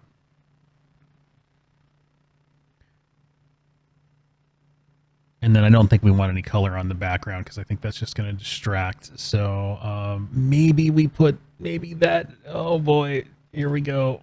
Okay, we're going to put the gem there. Okay, there we go. We got little plops of color all throughout. I think that's working pretty good. And then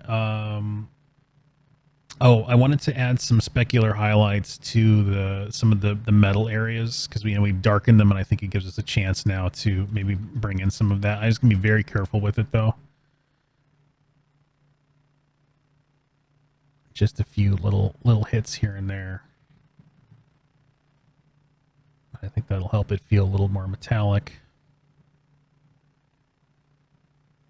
What's kind of nice is that this is the first one that we're doing in this series, and so there's a lot of experimentation, and once we get this one handled, we'll have figured out some stylistic choices and some techniques that on the next one we can sort of look to this one as a framework, and this is why, like on a production, you want to have a lot of good concept artists working on something so that they can help you figure out what is that look and that style you're going for, and then you have this like art bible that everybody can latch onto, and then you kind of create a look for your universe, and it's super, super rewarding.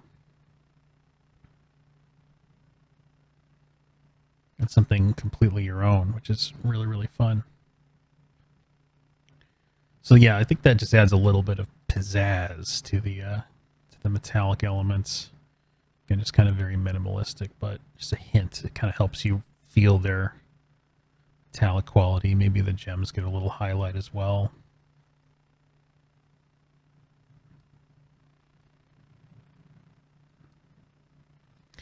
And then, of course, this guy here.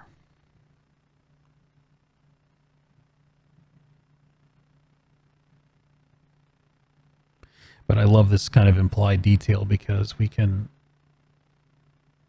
let your eye fill in this information. It's something that from a distance is going to feel like, wow, there's all this crazy armor detail. And then you zoom in and it's like, oh, it's actually just some like really well placed squiggles. That's the hope anyway. Yeah, let's get this belt going on.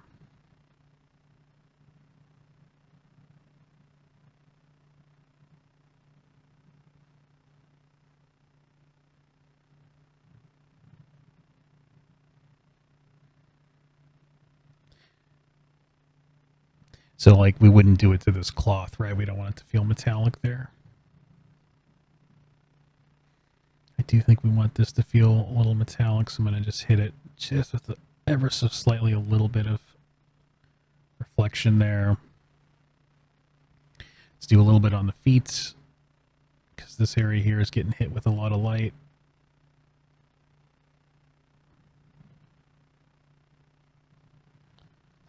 Maybe just a little bit on this guy. And now, of course, the sword, right? We want the sword to really stand out, so I might go a little heavier with this.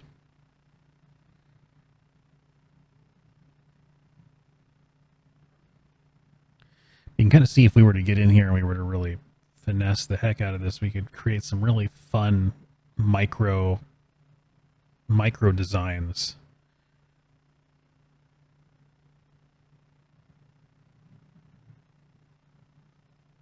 So if you're looking at this and you're thinking, yeah, it might be a fun technique to try, don't feel like it has to be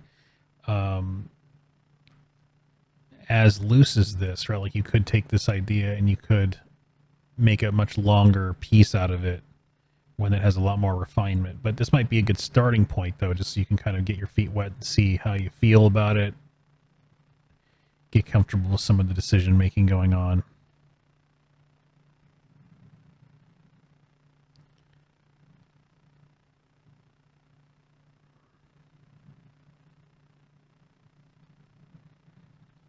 Having to zoom out so I can see. I want like the precision of being zoomed in, but I want the read of zoomed out. Honestly, like the best way is probably just to use your navigator in Photoshop so you can be zoomed in and you can just glance at it. This is why sometimes I look at my OBS screen because it's much smaller and I can see things from a distance better.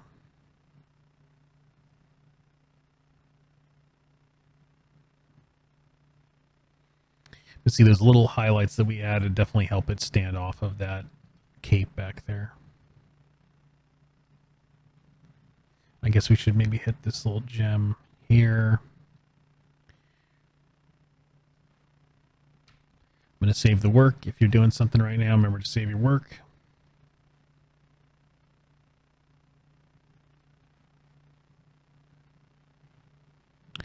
Okay, I'm questioning if maybe these shoulder pads want to be this darker value. I think we want to do that. Let's try it. It's easy to reverse course if we don't like it, but I feel like it's an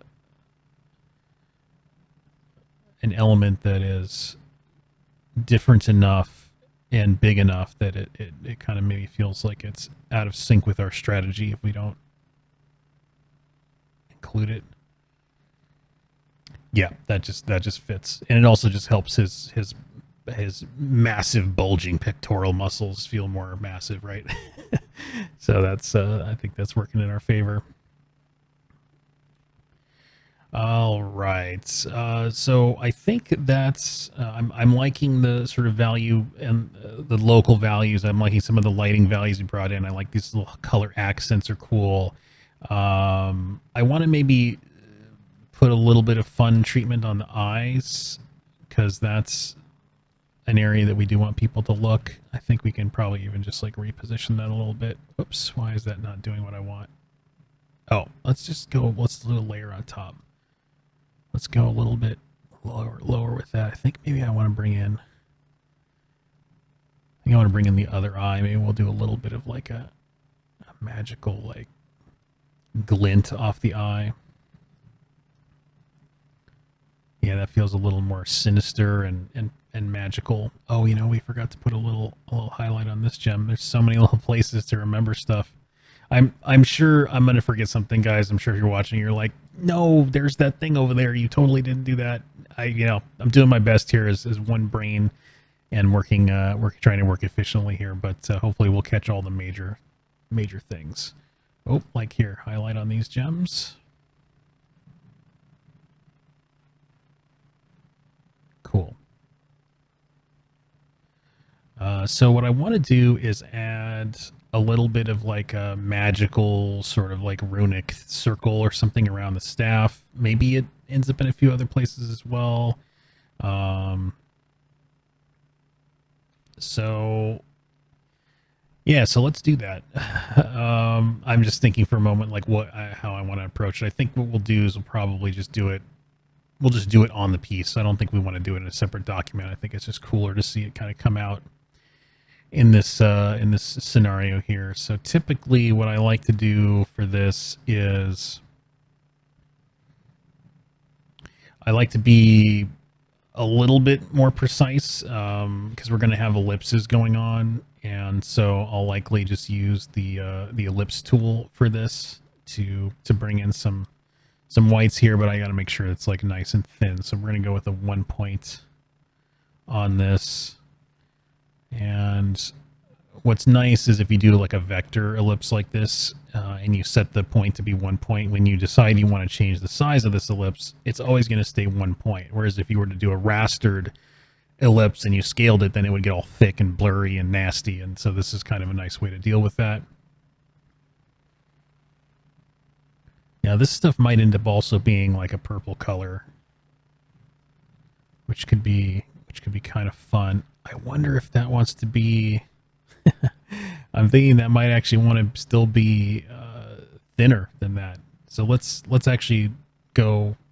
Let's go a little bit thinner with it. Let's go with a 0.5. Yeah, that's going to be better. I want it to be nice and thin. And then we'll do that. Some of it's going to disappear behind. I'm going to have some of this invisible, but we're going to just craft it as if none of it is obscure to start with. So let's do a double circle there. And then we're just having fun, right? This is kind of like just designing some kind of cool graphic element. So I'm going to start to just kind of think about a fun, magical kind of runic situation here that we can play with.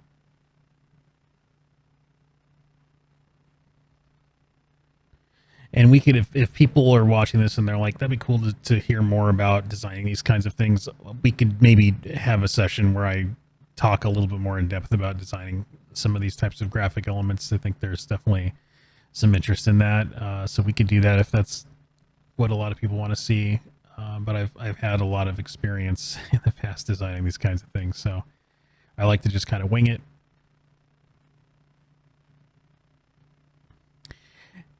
Hey, Lauren, welcome in. Glad you could check out the stream. We're just working on Skeletor here, your friendly neighborhood Skeletor. Skeletor says hello. Now we're going to do some geometric lines so that when you're trying to make like a runic arcane sort of circle or whatever, you want to like geometry is really great, right? Like to have all these connecting lines and stuff. And if you're not sure what to do, just do it on another layer and think about things radiating from the center. The overall motif here is that it's circular. So we can start with that. And we maybe put a couple of these lines in and just kind of feel that out. Maybe we do a little triangular piece. So we're creating what I would almost consider like the frame or the armature of this runic circle, and then we can sort of embellish on it and add details. You're going to start to see, as you add more shapes, you're going to find all of these coincidental intersections, and you can sort of riff off those intersections to add additional features, which is really fun. But you can also look for stuff like midpoints. So like if I put a line through more of the midpoint of the circle, that can feel really pleasing. And then there's an intersection right here, so maybe we kind of spawn like a little triangle off of that point. And you can see I'm not being perfect about that, and that's okay. Again, this is not this is intended to look a little bit sort of like ancient, and so I'm okay with it not being all perfectly symmetrical. It adds a little bit of character to it. So this one goes through the midpoint here, so maybe we keep that going. Maybe we go midpoint here and midpoint here.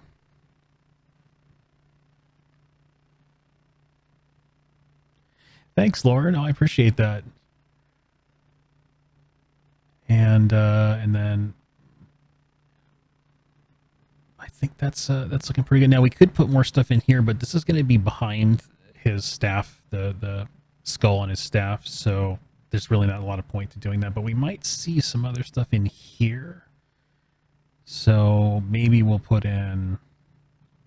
Let's make sure we're still on 0.5. Maybe we'll put in another ellipse like right here. And I think I'll go for another double.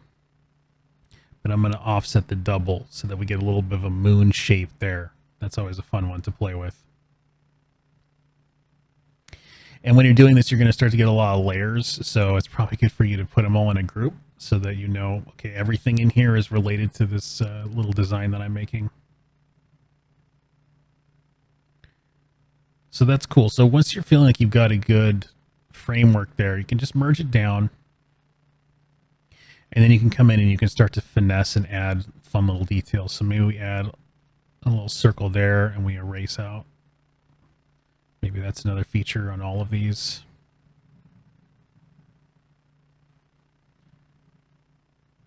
Let's add a couple here. Add one here. Again, I'm just kind of looking for like little points of emphasis basically between some of these intersecting forms. Maybe there's something there. Let's get a better brush for that. Let's add a little end point. Maybe there's a couple other things here. I'm going to kind of go off of that style in general. I do like how long that's looking. You're liking the 3 circles with the lines? Cool. Okay, thanks. Yeah, that I think has kind of a fun rhythm to it. The rule of 3s, right, in design. Always good to go with 3s or 5s, odd numbers. And then maybe... So here's kind of like what you can do that's fun is you can start to think about, is there like some interesting arcs or something that we can form in this to start to connect some features together. So maybe we like come in here and connect that together. Maybe we do another one here. It's kind of interesting.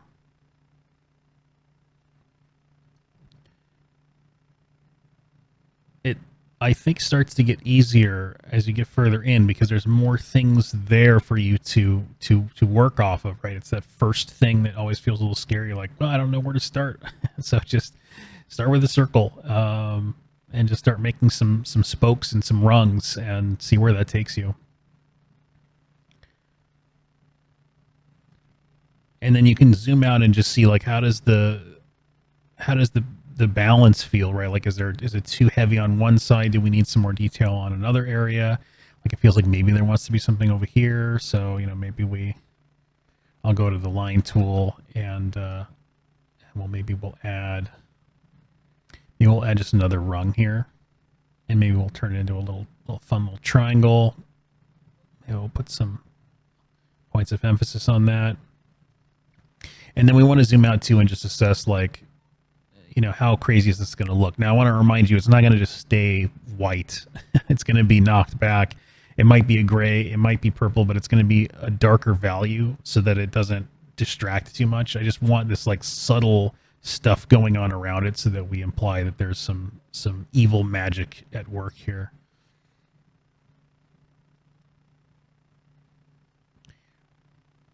Yeah, yeah, like it's kind of like Gothic windows. That's a really good point. That is a really cool thing you could even look at for some inspiration on this. I mean, the Gothic architecture in general is so mathematical, right? Like it's insane that it's so dense that the math starts to just look like beautiful artistry. And there's this like blend of like precision with creativity that is just, I don't know. I love that kind of stuff. All right, now we can maybe get even more fancy and we can add some kind of little like implied runic things. Like we don't have to worry too much about what it is or it's not. It's just a very subtle implication of maybe some marks. Now, if you wanted to go crazy with this, of course, you could look at some particular language. Maybe there's like, maybe you're doing something that's Lord of the Rings inspired, and you actually look at their like elven symbols or whatever. I mean, you can take this as far as you want. Now, with this one here, I just want it to be a subtle, implied situation. So I'm just going to put a couple little pips in there, and then we can even get a little bit kind of funky and weird with some of this stuff. Like, you guys know some of like the Lovecraft symbols, they get a little kind of crazy and funky, so we can try and put in a little bit of like serpentine stuff going on.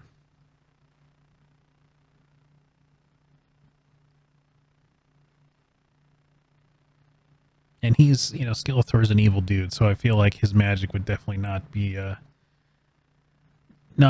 the like it would fit into the Cthulhu universe if we wanted it to, right? Like he would fit right in that sort of situation. Okay, now let's merge all that. So here's our symbol, and then we're going to add a mask. I'm going to lower the opacity down, and I'm going to paint in the mask so that way this disappears behind the skull. Am I okay with the size? Yeah, I'm okay with the size. Let's keep going with this.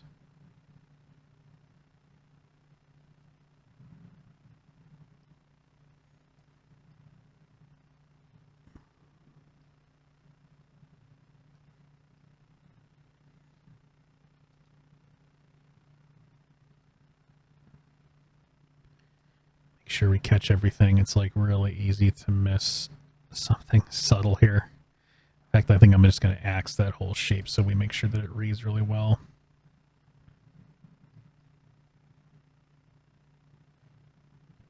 Yeah, yeah, I dig the Lovecraftian stuff for sure. It's super cool. All the Cthulhu beasts and whatnot.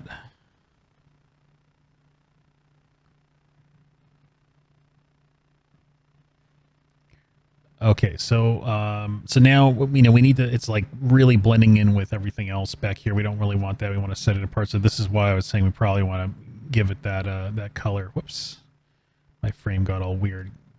Hold on a moment. Let's reposition this. Okay, so we want to give it a color. So let's tint that there.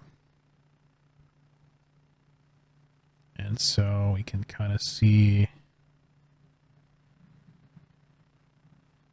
some of that purple coming through, and we can now increase the opacity of this to however we want.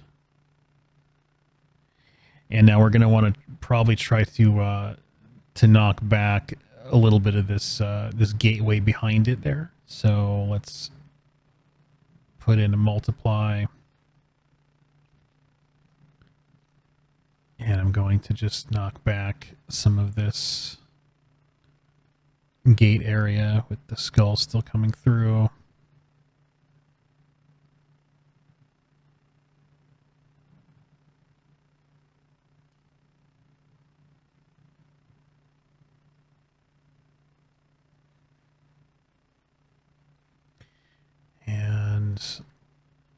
let's take this and I'm going to skew it now. See, this is like dangerous to do before you're done designing it, because obviously it's easier to design when you have everything kind of like symmetrical and whatnot, but I want to give it a little bit of skew so that way we get a sense that it's not just flat to the canvas.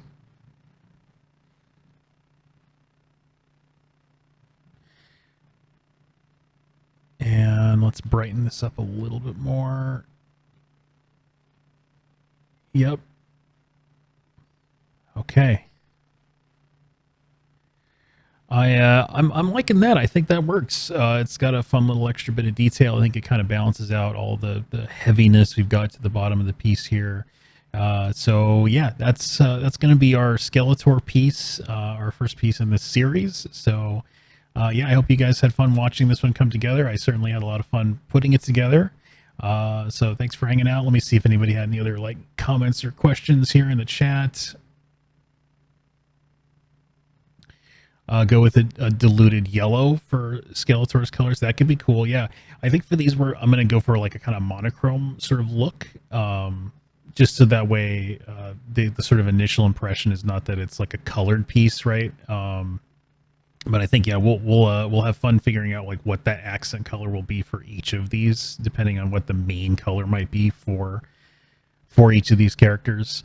But I wanted to just end the stream with yeah, letting you guys know who the next character is we're gonna do, right? That'll be fun. So the next character is going to be Evil Lynn, and I'm really excited about that. Super cool character. If you guys don't know who she is, definitely look her up. She's kind of like Skeletor's counterpart. Oh, you know what? Oh shoot, I just realized I wanted to add a rim light. I thought we were done. See, it's already 11:30. I'm like, oh gosh, hold on. Hold the phone, everybody. There's one last thing I wanted to do. I wanted to put a little bit of a rim light on the back of this because I wanted him to kind of like stand off a little bit from the background. So let's just quickly add this in. But anyway, Evil Lynn will be our next character.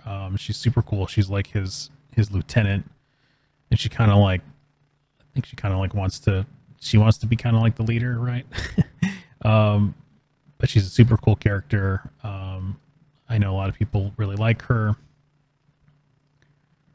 and I'll certainly have fun painting her. If you guys know the kind of stuff that I typically do, I tend to like painting villains, certainly female characters. I have a lot of fun drawing and painting. I feel like she checks a lot of boxes, so I think we'll have a lot of fun working on here. Let's see, I want to make sure it doesn't feel like it's completely outlined though. This is always the danger of the rim light, is that it's going to start to feel like it's an outline. You don't want to have that feel, so we're just going to be a little bit light about it on some of the background stuff here. But I just want to make sure your eye goes right to Skeletor's head here, because there's a lot going on in the piece, and we may need to just use some of these tricks to help guide your eye through it.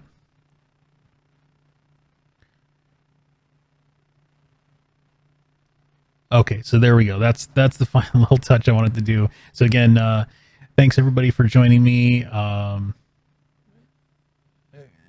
You'd like to take a shot at coloring this one day, if you're fine with it? Sure. If you want to, yeah, feel free, man. Absolutely. Evil Lynn, yeah, you know the Evil Lynn, cool. Yeah, she's a cool character. Yeah, so I stream Thursdays from 9:30 to 11:30 Pacific time. So you'll have to do a conversion for whatever time you're in, but I'm going to try to be pretty consistent about that. And I'm multi-streaming on YouTube and Twitch currently, so you can catch me on either of those platforms. Right at the moment, for some reason, I'm only able to read YouTube chat. I have this bot thing that's supposed to be helping me read in multiple streams, but it's only showing me YouTube right now. I'm going to get that fixed for next time, so don't worry. Even if it means I have to have Twitch open on my phone, we'll be good to go next time.